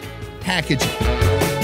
Before we finally get a taste, we're checking out one more ice cream flavor. So how we came up with the idea to make the milky tea brown bubble ice cream. Right. Sữa Dương Châu là một cái trendy của Đài Loan. Thì mình đã từng đi du lịch để mình mê những cái concept như vậy. Boba tea is a tea-based drink that includes boba, these chewy balls that are made from cassava roots. Now it's taking on a new form as ice cream. Unlike the mung bean ice cream, where they separated ingredients into separate layers, here, all the flavors are injected at once. The milk, the brown sugar, and the boba balls turn into ice cream in seconds, giving the machine just enough time to inject the bar's wooden eating handle. Every hour, this modern-day machine cranks out 12,000 ice cream bars.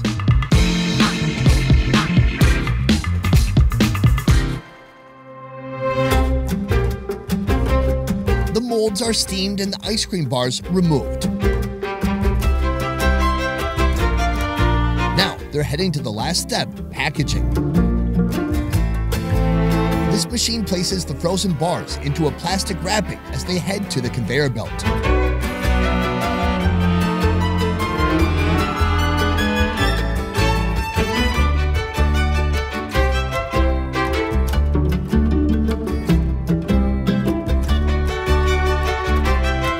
They get wrapped, sealed, separated, and head down the assembly line where waiting ice cream handlers place the correct number of bars in the correct box.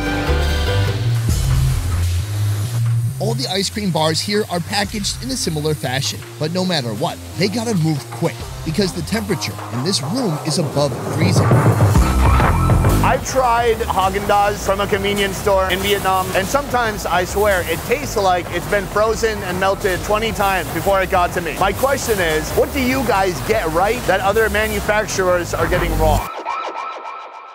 From the storage room to the convenience store, they have a black box to check all of the ice cream. If the temperature below the standard, they will hold it back. So basically, for a year, they will throw away 1 to 2% of the product. Can you throw it away at my house? The boxes, now packed with ice cream, are automatically taped up, then quickly shot into the freezer, where the ice cream is stored before it heads out to store shelves. Soon, we'll visit Keto's Research and Development Department, where they're creating a new product that's never been seen by the public. But first, I gotta follow that truck.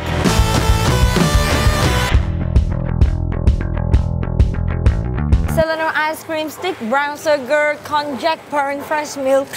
So long. Let me begin at the beginning of time when I came under my mama. I was trying to This is one I've absolutely never tried. Let's go for it.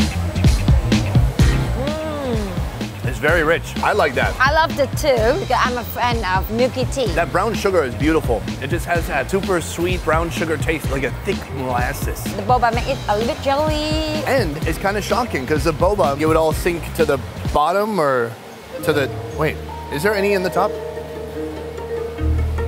Oh, no. So you can skip lunch or dinner, but you cannot skip the milky tea with the brown sugar and boba. Have you ever thought about going to a treatment center?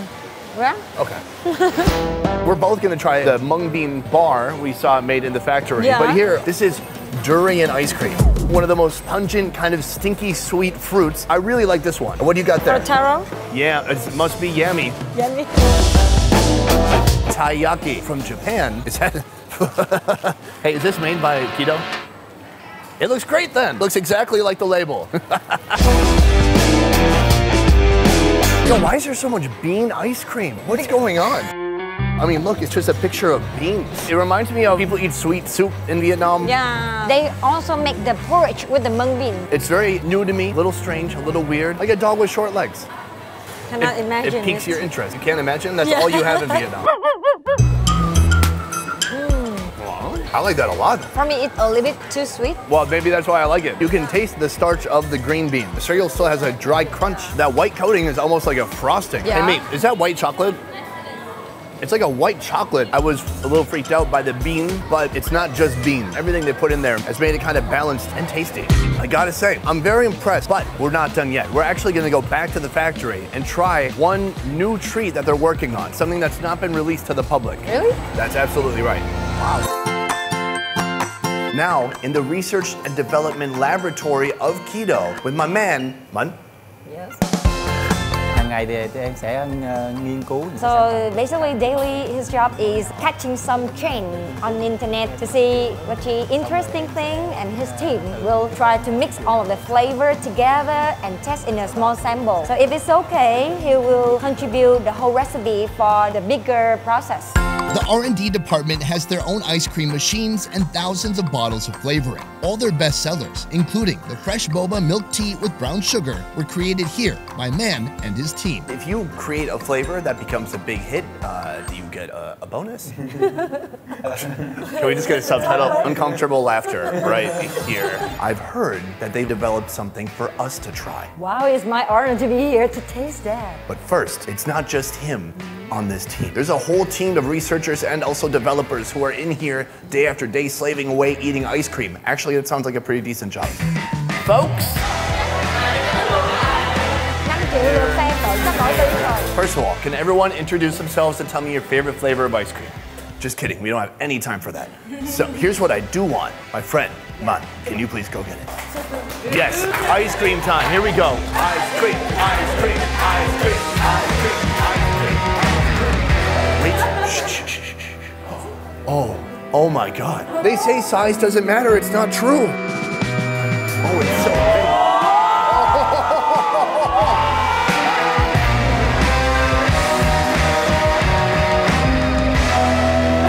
Look, it's beautiful. So basically it's just the milky tea, brownie, bubble, ice cream, but in the bigger version. Oh, it's so cold, I gotta put it down. The final ingredient's a little bit more boba. Do you think how many people can finish it? Oh, I think it's just me and you. I don't know what these other people are doing here. But... Oh, that hurts. Đây là cái sốt đường đen. Brown sugar sauce. It is. Ladies and gentlemen, take your weapons. This is a little bit awkward. There's all these people here. I'm gonna get some, oh, there we go. Some ice cream, some brown sugar, some boba. Let's go for it. Cheers. Oh, ho, ho, ho, ho.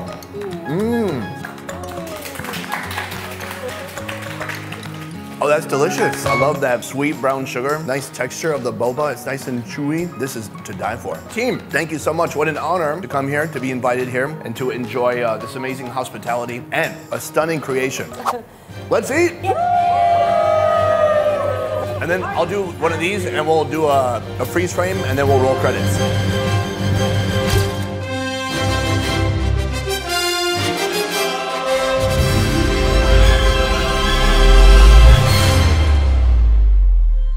This lady's making one of my favorite foods ever. Oh, it's like a dream. The average American eats over 35 pounds of cheese per year. That number in many parts of Asia is much, much less. This body was made by cheese. It still fits somehow. What fits? Cheese making is simply not a generations old tradition here, but there's one company. We're getting down to cheesy business over here. Who's planning to change all that. Oh, I cannot tell you how satisfying it is to put my hands into this hot, melty mozzarella. For today's mission, I'm heading to a hidden location in central Vietnam, where a skilled, passionate team is hard at work. Oh, every time it's like magic. This place is a cheese lover's dream. You guys never let people take a bath in the milk, right? Here, we'll find out how they make fresh cheese. It's almost 8 p.m. From scratch. Your cheese making process goes overnight. On a massive scale. Why do you do that? Why we do that? Let's find out. 1, 2, 3. Are we ready? Ready. Okay, we're doing it. Oh, should we drink? Yeah, let's start with drinking. Meet Masuko and Sane. This Japanese couple is introducing food that's traditionally Italian to a Vietnamese crowd at this restaurant, known as Pizza for Peas. So you can actually make alcohol from a dairy byproduct? When I was in Uzbekistan, I drank alcohol made from horse milk. Wow. Horse milk? Horse milk? Horse milk. Fermented horse milk. This is something I absolutely love right here. It's the only place in the world I found this type of creation. Is this your creation, one of you? Co-creation. Co-creation. Yes. Good. Cheese has only recently become an emerging trend in this country. But the stuff that's used to top oysters or that's spread on grilled rice paper is highly processed. But here, they've got the good stuff. I love all kind of cheese, even like a little bit skinny. I feel like that was aimed at me somehow. By my side, Han. She'll accompany me on this cheesy adventure. It's camembert with some truffle infused in this kind of cream inside. This is our appetizer, truffle camembert, a mix of mascarpone, ground roasted almonds, salt, pepper, and white truffle oil is sandwiched between 2 layers of camembert cheese. Grab a piece of cheese. I just put it on the bread. Perfect. Oh, okay. In the past, a meal like this would have only been possible if the cheese was imported from faraway lands. That's why these two created their own cheese factory.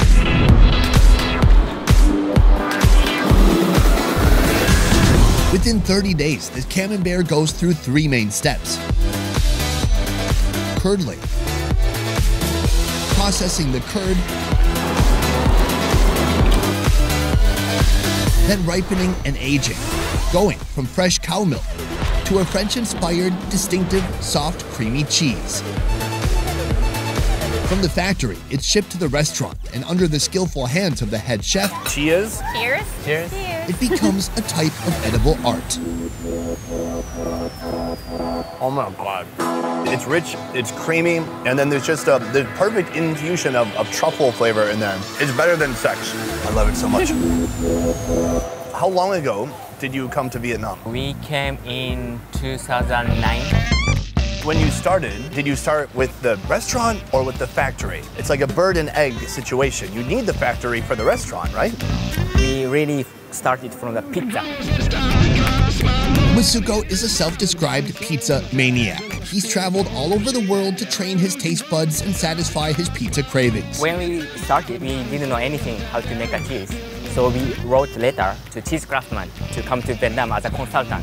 But nobody replied. Then we gave up and we went to YouTube. Yeah, probably a lot cheaper. From learning to make cheese from YouTube to running over 25 Pizza 4P's locations, these two have come a long way in a short time. And much of that success is thanks to the cheese. Your first restaurant was in Ho Chi Minh City.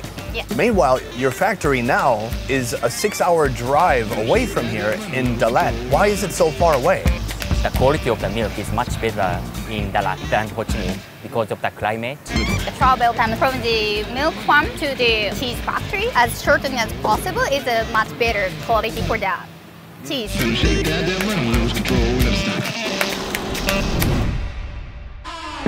Their cheese-making headquarters was built in 2011 in Vietnam's temperate Central Highlands. On the inside, a cheese-making hub where over 1,300 gallons of milk are turned into over 1,000 pounds of cheese each day. Right now, we're outside of your cheese factory. Big handshake. Or do you prefer a bow? I prefer bow. There we go. I didn't go deep enough. That's super respect right here.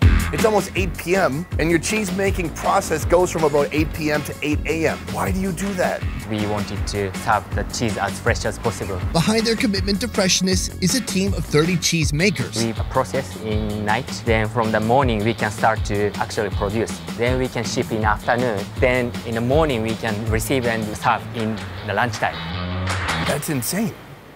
That's wild. Here, they're producing over 10 different types of cheeses like camembert, fresh mozzarella, burrata, and string cheese. Right now, they're making ricotta, an unripened Italian cheese. The milk is boiled until it reaches 194 degrees. So what is the big difference between 2-day-old cheese and 2-week-old cheese? Add salt, then whipping cream, then lime juice. If we don't put preservative, after 5 days, its texture is more softer, then taste is going to get bitter. That mixture is cooked until it separates into clumps of milky white curd. So you don't put any preservatives here? We don't. Then it's drained. We want to avoid like anything that's not natural. And packaged. I don't even know if your customers appreciate how fresh the cheese is, because that's really a wild commitment to freshness. Yes. Does that just come natural to you? This is what we are committing since we started from the beginning. So this is the appetizer of Pizza 4P's. It's rolling like roll in Vietnam. That's right. Yeah. It's like a little ricotta kun. So this is arugula, ham, and ricotta cheese. I love ricotta. This looks fresh. It looks delicious. Let's try it out. Cheers. So creamy, so clean. The herbs are so fresh and give some flavor too. A little bit of salty ham mixed in. Yeah. That's nice. It's very rich. Can you handle the richness? Are you dying for more herbs? I need some herbs. Yeah, you need some herbs. No. Right now, I'm excited to be talking to Hugh, head chef at this restaurant right here. How old were you when you first tried cheese? 22. Vietnamese people tend to not like heavy food as much. How could you encourage people to try cheese and become cheeseheads like me? Ví dụ như là một người Việt Nam mà lần đầu tiếp cận. In the world of cheese, especially when making pizza, one cheese stands above the rest. He will try to convince them at the very beginning, you should try something very light. It's the cheese Americans eat most, around 11 pounds per year on average. It's a gateway cheese. They start with that cheese, and before they know it, they're addicted like me, right? Mozzarella is a type of unripened cheese, meaning it doesn't need to be aged like Parmesan. Here in this factory, they're making over 1,500 individual cheese products per day. It all starts early in the morning, when the factory receives 4 tons of milk. The milk is stored in 2 cooling tanks until nearly 12 hours later at 8 p.m. when the cheese-making process begins. Step 1. Curdling. Pumping over 260 gallons of milk into a giant trough used for pasteurization. Oh, there it is. You got scared. Pasteurization means bringing the milk to a precise temperature, killing the bad bacteria and keeping the good bacteria. So we will warm up 2 hours to become 63, then we pasteurize 30 minutes. When the milk cools down to 104 degrees, they add lactic powder and rennet powder. This combination initiates the curdling process, where solids bond together, leaving the liquid whey behind.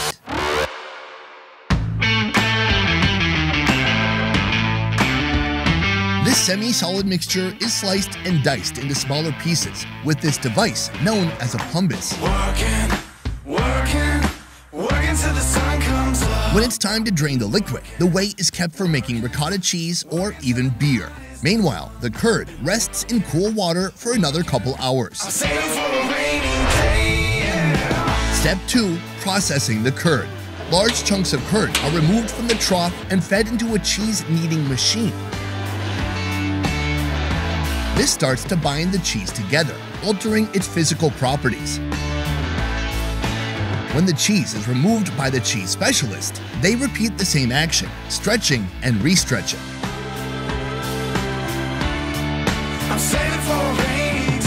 It's 6 a.m. We've been making cheese for hours now. The only thing keeping me going is the fact that right now, this lady's making one of my favorite foods ever.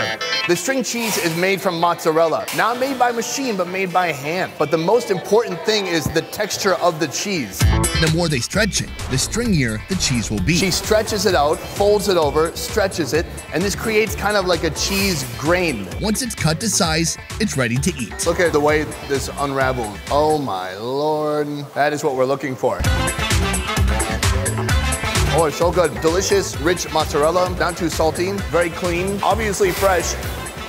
Nice. We're getting down to cheesy business over here. We're balling up this mozzarella. It's really hot. So one pair of gloves is not gonna do it. Ready? This gentleman is stretching out the cheese. It gets rotated, rotated, rotated, and then you just kind of squeeze out a portion and you just pinch it off. When there's a new one, can I try it? If this shows up on one of your pizzas, it's fine, right? It looks like mochi. It looks like mochi. All right, should I put it in here? Oh, it feels nice. Oh, the mozzarella. It is my wish to eat a ball of mozzarella like an apple. Can I do that? Sure. Really? Yes. Take a look, guys. Oh, it's still warm. It's like a giant marshmallow.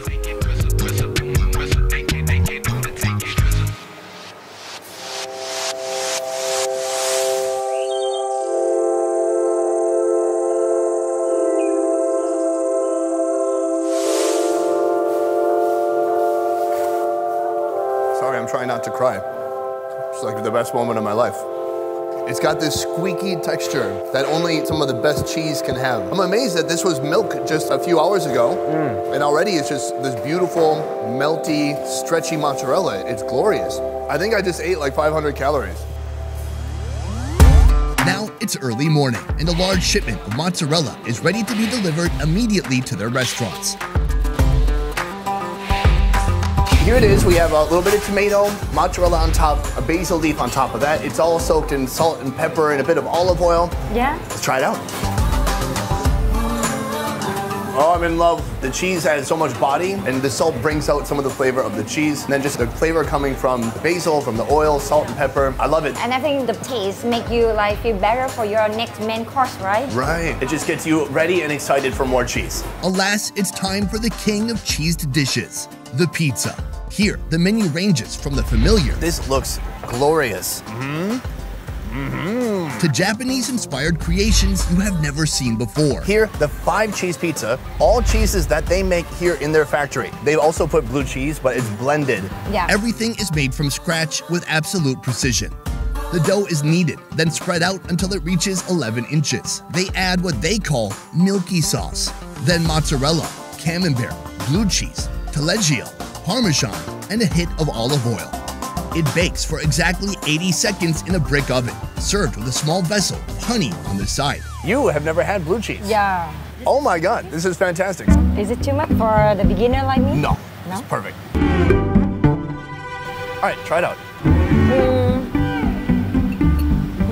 How do you feel? You're making a lot of sounds. Salty, but not too bad. Not too bad, that's a really high compliment.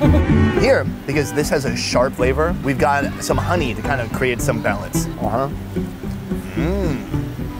It's super cheesy. This is an ideal pizza for like, girlfriend breaks up with me. She doesn't want to talk to me, which I know is going to lead to a breakup. And then I order this, and I eat my emotions. I feel better for at least an hour. You don't do that? No. Oh, that's why you're so thin. Yeah. Here, one of the most unique pizzas they serve here. This is a sashimi pizza. The dough is prepared a little differently. It's baked in the oven for 80 seconds with a mixture of olive oil and shredded Parmesan on top. Then they evenly spread a sauce of capers and ricotta cheese. Sprinkle a bit of minced onion, then the raw salmon.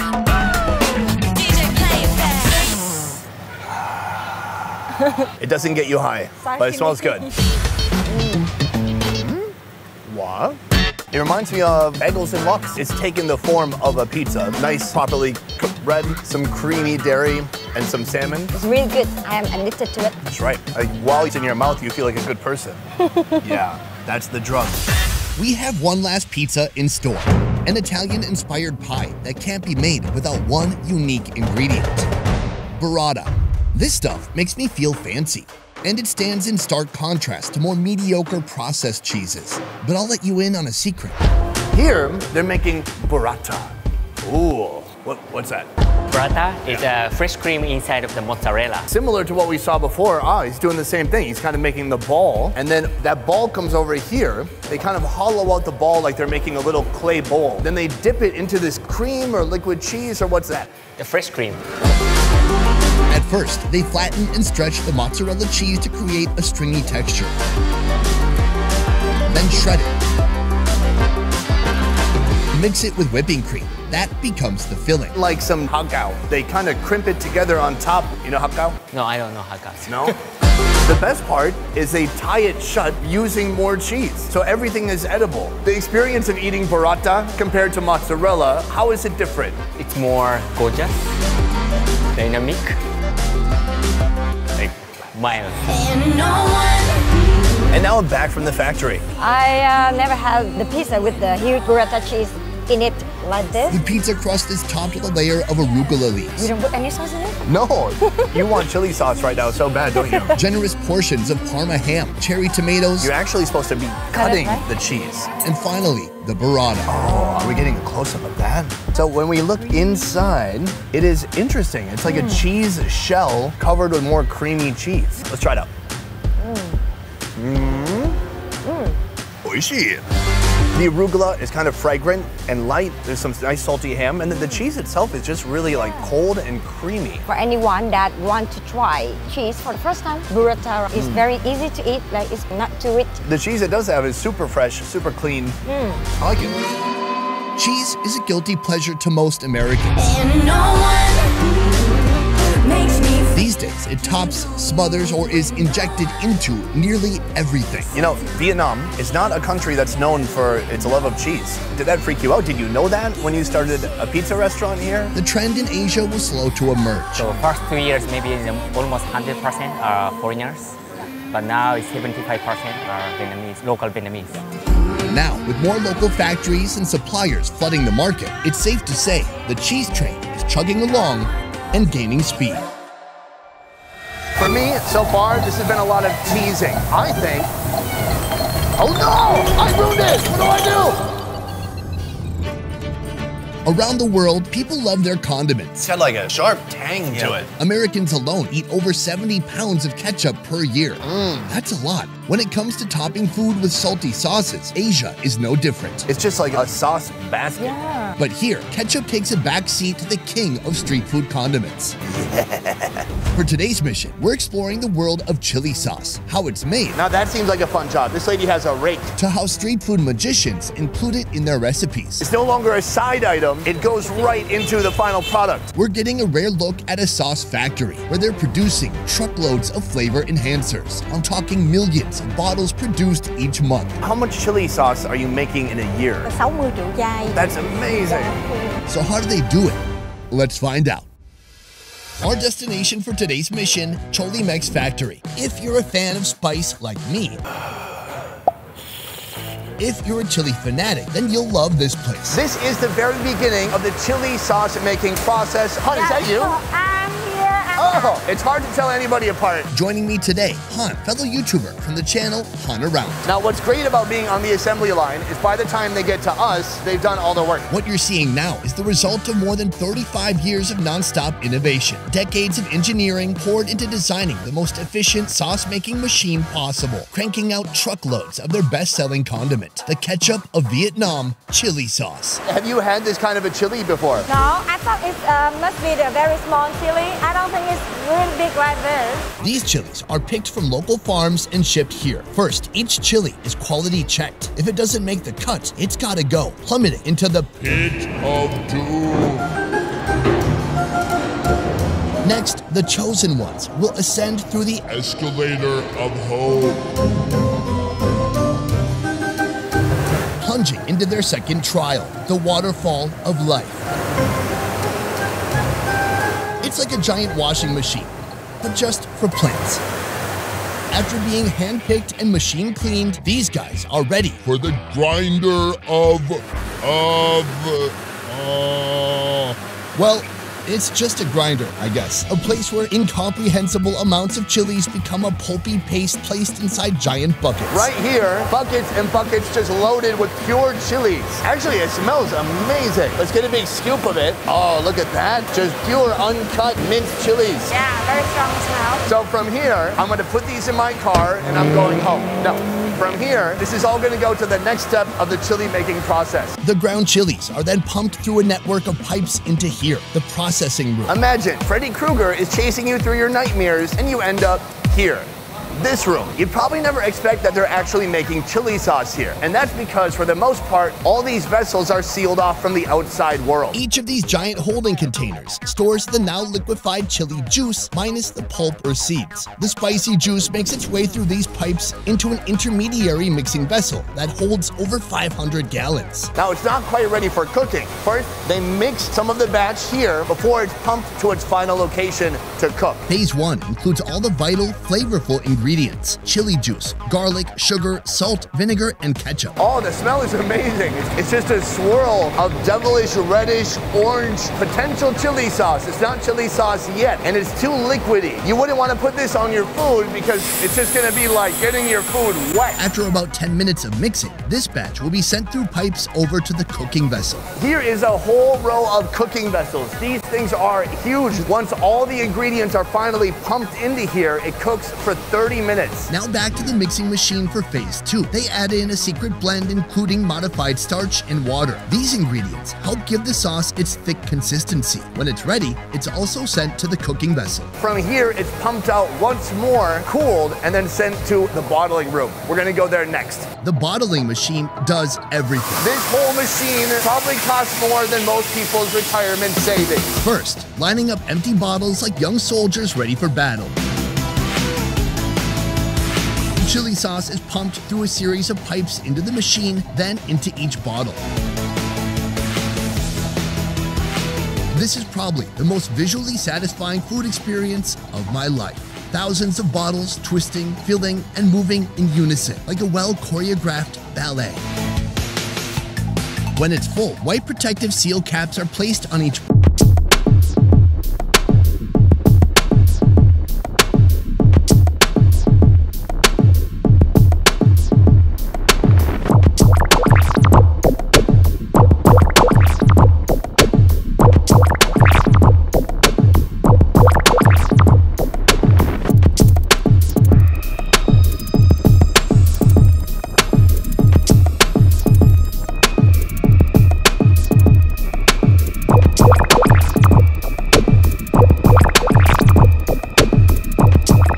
To me is that from that production room until now, the chili sauce never touches the environment. There's no opportunity for a nostril hair to fall into it. Body lice, hair lice, not that I have lice. Oh, wow. So when the chili sauce comes off the line, it's actually still a bit warm. And this one is not quite ready. They need to still slap the label on there. Yeah. But this is it, man. This is the signature item. This is what everyone comes here for. For me, so far, this has been a lot of teasing. I think. Oh no! I ruined it! What do I do? Don't ruin it, don't ruin it. It's okay, everything's back to normal. Oh my God, we're gonna be fired. We've been teased all day, these gorgeous fresh chilies. I say we hit the streets and get some street food and just slather it with sauce. What's the best food for chili sauce? I think for me, that pop up in my mind now is fish ball. Are we doing fish balls? No. Oh yeah, we're not doing fish balls, sorry.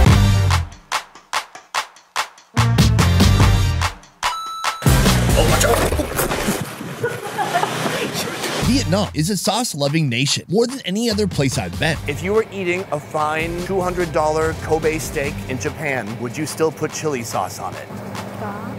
Yes. Yes? Nearly every street food stall has a heat-packing sauce basket loaded with all the classics. Oyster sauce, soy sauce, fish sauce, chili sauce, and more. Yeah, in the US, maybe you'd get ketchup, mustard. No one even likes mustard that much, but we put it there because ketchup needs a friend. At this street side bistro, there are 30 menu options to choose from. They cook it up and you sauce it to taste. For me, a Vietnamese, everything tastes better with chili sauce. In the USA, putting ketchup on a steak is an insult to the chef. Here, adding a little bit of your own twist is welcome and expected. Here they have soy sauce. What's this one? Vinegar. Oyster sauce. I actually planted this one here from the basket that we took from the factory. But from the factory, this is what we helped make. This is their signature dish, gooey sauce over crispy noodles. It starts by wok frying a combination of proteins, pork skin, shrimp, liver, and crab cake, along with minced garlic and shallots. Then veggies and a bit of water. It smells fantastic in here, and I'm kind of glad to be out of that factory. Then the seasonings, MSG, which turns the savory factor up to 11. Then oyster sauce, and they thicken it up with a bit of cornstarch. Boom, so right here, the final step on top of the crunchy noodles, he's putting this beautiful gravy topping with meat, with veggies, seafood, everything together. Boom, check it out. This looks fantastic. It's just missing a little bit of that coriander. Oh, and a little bit of that, what was that?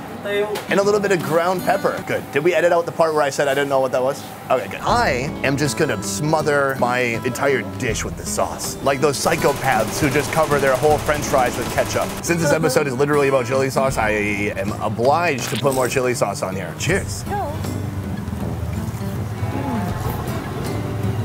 Oh, that's great. It is kind of a savory, salty explosion, and this sauce actually goes really well with this. It just makes it a little bit more spicy, gives it some kick. These noodles are impressive. When I was an unfortunate lad in central Minnesota, we ate chow mein from a can. It was like apocalypse food. It would leave your mouth just dry.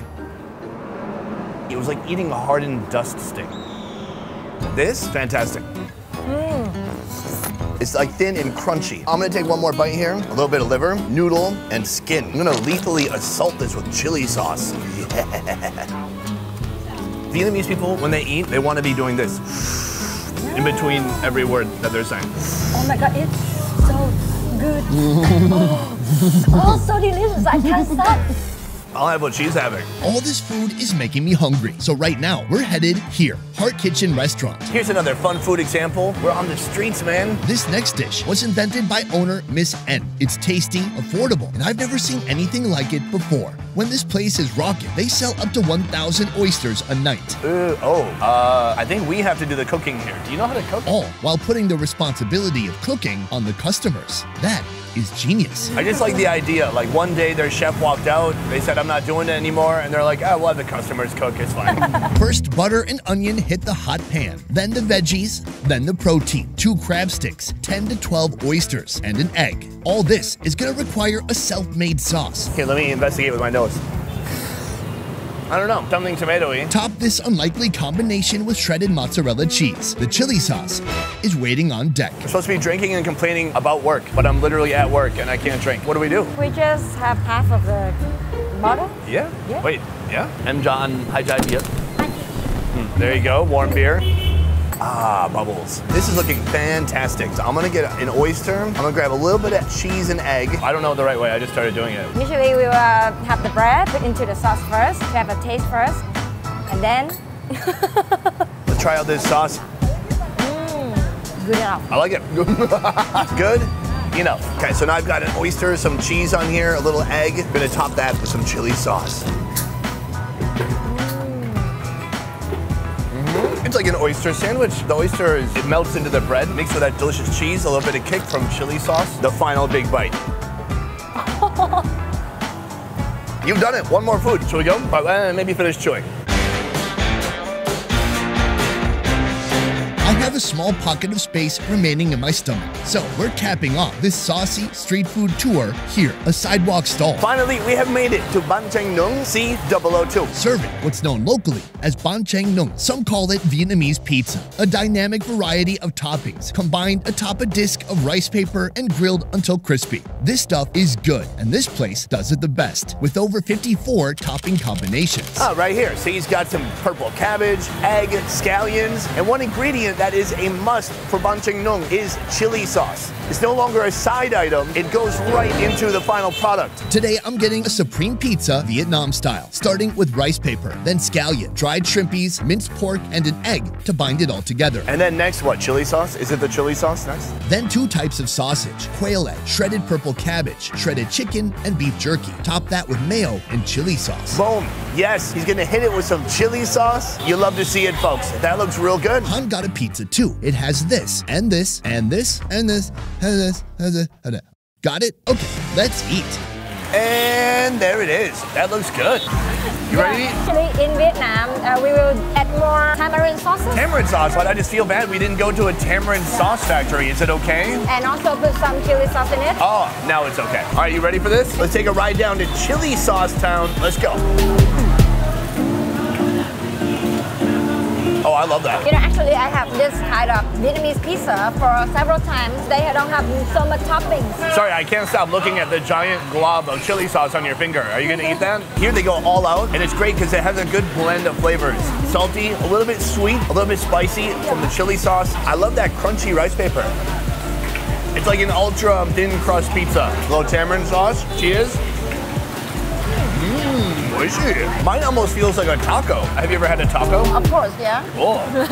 Guys, today we had the most fun possible that you can have at a factory, which isn't as much as you would think. There's like a lot of rules at factories. You think you can just run around and like throw bottles around? You can't do almost anything. For me, all those crisps we have today, it just have a great combination with the chili sauce. I wasn't always a fan. I'm still not gonna put it on every single thing ever, but I think now that I know all the energy and time and effort that goes into it, and I understand more about why people love it so much, I have a greater appreciation for the chili sauce. This video is a tip of the cap to condiments, a salute to sauce. You're always there, hanging out on the sidelines, waiting your turn and filling in whenever we need you, but never getting any of the credit. Next time I go out, I eat street food, I see it on the table, I'm gonna give it a little nod of the cap. Hey, I see you, I notice you. In an often underspiced and unseasoned world, sauce is not the hero we deserve, it's the hero we need. Now, the question everybody wants to know, do these noodles taste like watermelon?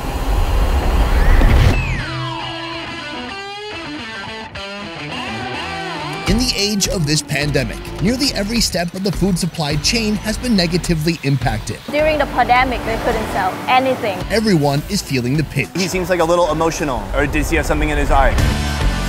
Restaurants. I'm scared. Ocean-dwelling seafood farmers far from civilization. And especially large-scale manufacturers of yum. It's like nostalgia. Today's mission, learning how a fruit trading crisis, fueled by COVID-19, we're getting help. became an opportunity for food innovation. Your company has taken dragon fruit and you've incorporated it into what you're making already. I'm heading into some of Southeast Asia's countryside food factories. Where do you find a machine like this? At a garage sale? Where small teams and big passions turn simple ingredients into amazing eats. Oh my God. So how do they do it? Let's find out. Vietnam is the second biggest rice exporter in the world. Jeez, that's really interesting. With so much rice on hand, folks here have gotten darn creative with how to use it. Rice is used to make booze, rice noodles. Oh, I'll have what she's having. Rice paper, steamed rice sheets. Our mission today is to witness how a modern manufacturer has transformed fruit and rice into something the world has never seen before. Before today, had you ever heard of dragon fruit rice paper? For you to appreciate what you're about to witness, we need to first take a step back and learn how rice paper is made in this super local countryside factory. And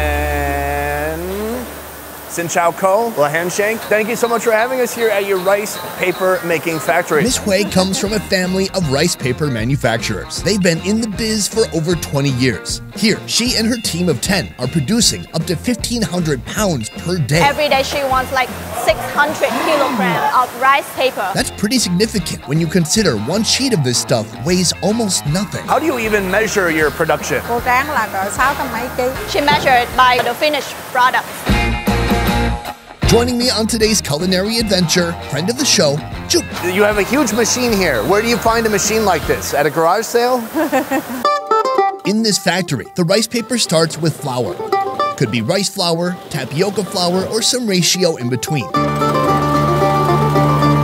In a large vat, the flour is mixed with water until it becomes one even, thick consistency.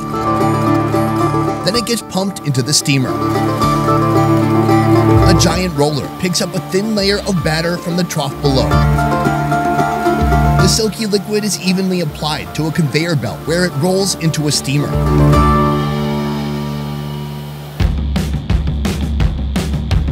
After cooking and popping out the other side, this thin sheet sticks to a handmade bamboo pallet. Pallets that are also loaded by hand. Here, speed is key. Any gaps between the pallets means lost product and lost profit.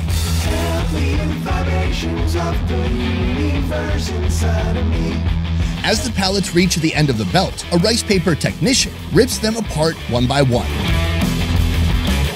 Now they're ready to go outside and get a dose of sunlight, allowing the paper to completely dry.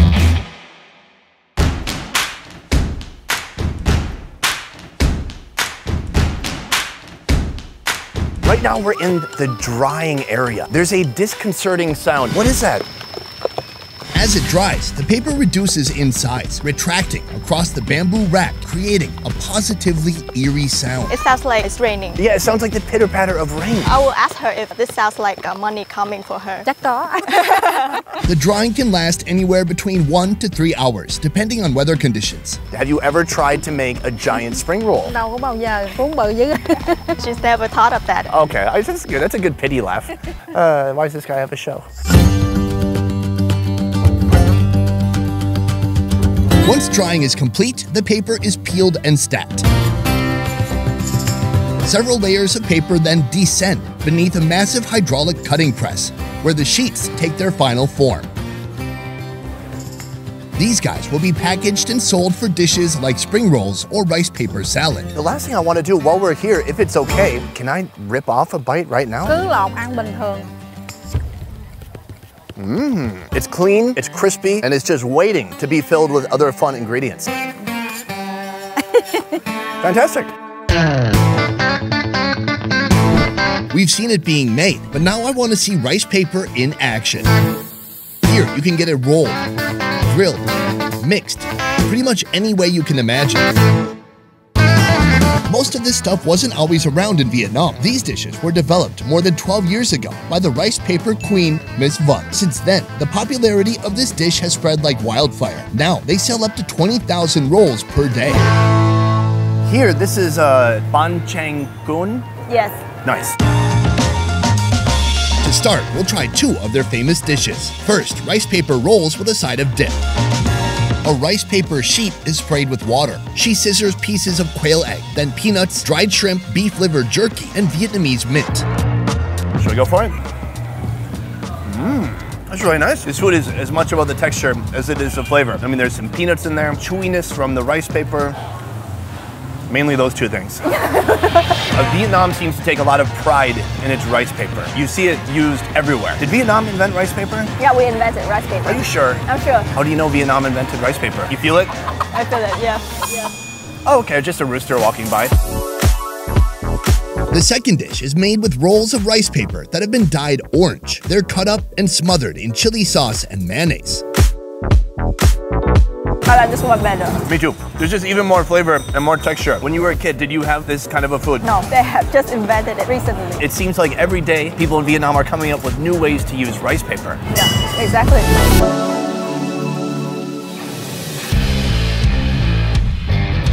Next, we're going to see how one factory is turning an oversupply of dragon fruit into a type of rice paper that never existed before. But first, what the heck is a dragon fruit? So right now we're in the middle of a dragon fruit field. I've never been this close to the farm. For me, I never even tried dragon fruit till I was well into my 30s. The first time I tried it was with you on this show like 2 years ago. The plant itself is kind of like a cactus, and then there's big, beautiful fruits on it. Dragon fruit can be found in 3 main varieties: red, white, and one that's a bit yellow. I think we cut one off and eat one right now. We got permission to enter this farm? No, we don't have permission. This exotic fruit in Asia is actually native to Central America, but these days you can find it growing anywhere from California or Australia to here in Southeast Asia. Oh, we're getting help. Okay, she's coming. She saw me. You need to cut the male fruit, which tastes better. Oh, the male is better? Yeah, the male is... Hey, I didn't say it, she said it. She said it.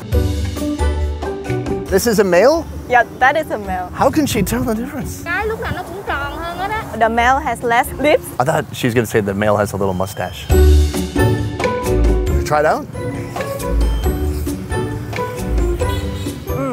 Super juicy, 1 million seeds inside, and then sweet but not over sweet. Hey look, I planted a tree on accident. I don't think... That's not how that works? I don't think so.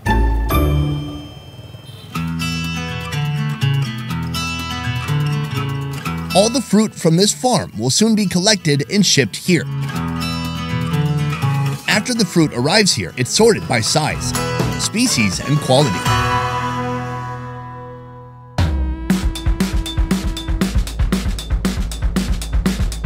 Then it gets a warm bath.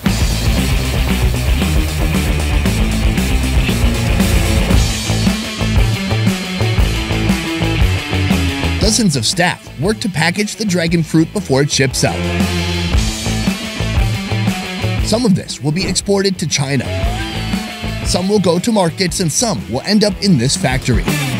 Sir, thank you so much for joining us today. This is Mr. Chung, owner of the farm we just came from. How long have you been growing dragon fruit? 5 năm rồi. He has been growing dragon fruit for 5 years. In the past few years, dragon fruit production has increased dramatically in the Mekong Delta. Farmers were trying to keep up with the huge demand coming from nearby China. That was until Corona. During the pandemic, there was a lockdown, so they couldn't sell their dragon fruits. Oh man. After the pandemic was in full swing, the Vietnam-China border was closed. That meant a huge surplus of fruit that had nowhere to go. Prices bottomed out, dropping 70 to 80%. Was fruit going bad? Was it being wasted? Nhưng mà cũng vẫn bán, nhưng mà giá rẻ. All of the fruits that he harvested during that time, he didn't waste them. There were still people come to buy, but they had more power to bargain the price. Luckily, some local entrepreneurs saw this tragedy as an opportunity, creating whole new products like dragon fruit bread, burgers, and even rice paper. These new products resulted in new demand for this tropical fruit, helping dragon fruit prices to stabilize. He would be very happy if there are more and more domestic companies to create new types of dishes from dragon fruit, because selling for China and other countries is not a very safe option for the farmer. Yeah, I totally understand.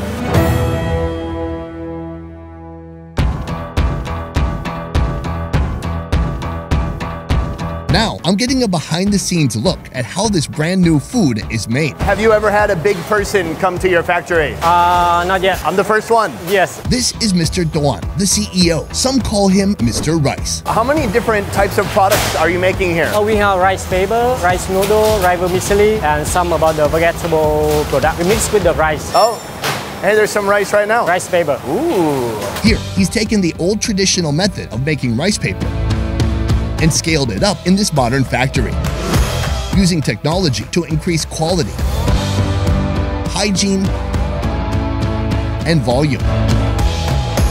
We met a lady today. She's making 600 kgs of rice paper a day. Wow. How many kgs do you make in a day? 8 tons of rice paper. Oh, 8 tons? Yeah. Oh, that's way more. This was one of the many businesses that seized the opportunity and helped to solve the fruit crisis in Vietnam. By doing this, you've really been able to help out local farmers. Yes. Since February, they've saved more than 100 tons of dragon fruit from simply rotting. When you started, maybe you were able to take advantage of a little bit lower price. Now the price is creeping back up, which is good for the farmers, but is that going to be good for you guys? We still produce, but we offer with our customer with a new price. Brand new price. All right, people like new things, so I think that could work. The signature Mr. Rice Dragon Fruit rice paper starts with the D fruit. Cutting and peeling piece by piece and turning it into a type of smoothie that's mixed with rice flour and blended until it resembles Hubba Bubba bubblegum. This beautiful bucket of Pepto-Bismol looking relief is pumped into the steamer. Here a thin sheet of rice paper is formed. When the rice paper leaves the steamer, the Mr. Rice team splits the pallets. The color is very vibrant. Is that all natural? All natural. These get stacked up and sent to the drying machine. After 45 minutes, the paper is dry. Then it's peeled, stacked, and cut into smaller sizes. Quick quality check, and it's ready for packaging. Is there any big difference between this and the normal rice paper? Yeah, about the preparing, about the material, mixing and steaming, drying, also different. Oh, everything's different? Everything, yeah. Wow. This product is usually shipped out of Vietnam, so few people have tried it domestically. He has never seen anything like this. I want to see it in action now, so I'm heading back to our rice paper prepping specialist, Miss Vun. Xin chào Jay. Thank you for having us. This is the dragon fruit rice paper. Before today, had you ever heard of dragon fruit rice paper? Có nghe loáng thoáng. She has heard about the dragon fruit rice paper on the television, but she has never had experience with it. So it's a pretty exciting day. After wetting it down, she stuffs it with all the familiar ingredients: peanuts, fried onions, quail eggs, coriander, and beef jerky. It does taste more pink. Can you taste dragon fruit? Not at all. Just the texture is chewy. It's certainly thicker, and it's pleasing to look at. Maybe this is something you could make on Valentine's Day. Có thể thử nghiệm. Should think about it. Wait, hold on a second. Anytime I ask a girl out in the past, she said she'll think about it. I just never heard from them again. Give her a deadline. Give her a deadline. Are you gonna absolutely 100% put this on your menu starting tomorrow? Should think about it.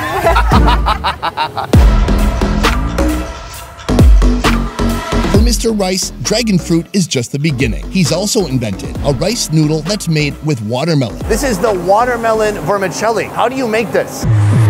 The watermelon is peeled, cut into chunks, then liquefies. That gets mixed with rice flour to create the dough for these noodles. 2 tons of flour and watermelon juice can produce 1 ton of noodles. Finally, this machine transforms the dough into vibrant orange noodles. You thought it was going to be red, huh?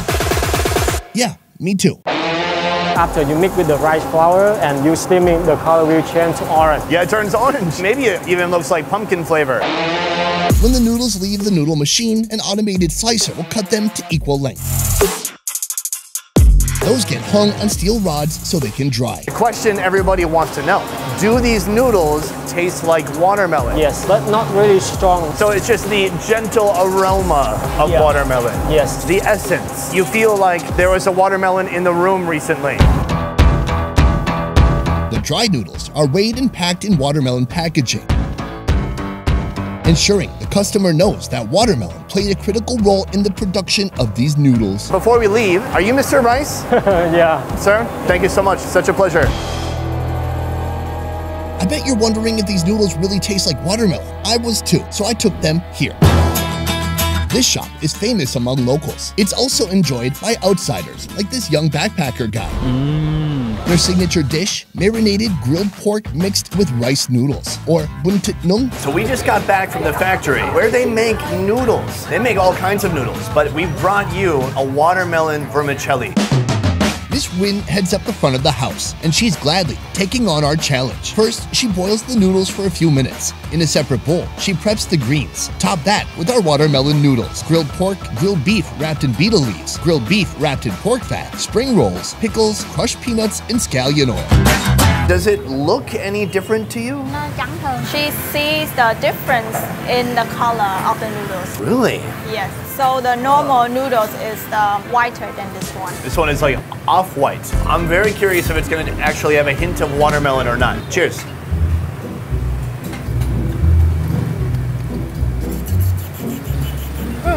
If it tastes like any part of the watermelon, it tastes like the green part. Yes, it tastes like the peel. What about you? What do you think? Yum yao. Does that mean really yummy? It means the same. Are you sure it's yum yao? Did you try to taste very deeply? Yeah, you're right. It's very sure about it. Okay, so I think we should take a bite with everything together. Buntit-nung, one of my favorites. Sweet caramelized pork, a little spicy, and then just some nice vermicelli noodles. She said it's delicious. That's great. When are you gonna put it on the menu? You could have my picture next to it. She says I don't know. Well, listen, I think this was a lot of fun. You had fun? Yeah, I had fun. You guys had fun. And the only thing left to do now, conclusion. Let's go do a conclusion. Vietnam is a land of entrepreneurs. Scrappy. He has been growing dragon fruit plant for 5 years. Motivated. Every day she has like thousands of guests coming. And creative. Was this your idea? Yes. These are the elements required to make something from nothing. She already found a formulation for success. Or to transform simple rice into a money-making machine. Put another way, a rice paper factory. From researching and shooting to editing and mastering, our 10-person Best Ever Food Review Show team works hard to roll out the highest quality travel food entertainment twice a week. If you like what we do here, please consider supporting our Patreon. Patreon allows fans of the show to contribute a monthly sum and receive a load of extras like early video releases, private Q&As, and beyond. To learn more about our Patreon, check out the link in the description box down below. And if you can't give or don't even feel like it, that's okay too. We're just happy you're here. Guys, we did it. What another fun video. We had a lot of fun, and you had an equal or more amount of fun. Joop. Whoop. Thank you very much for joining me. Awkward handshake. Guys, that is it for this one. Thank you so much for watching. We will see you next time. A peace. You know, nobody watches this far into the video anyways. I don't even know why I do it. We should go. All right. Good video, though. I'm full. Man, I ate a lot of mayonnaise.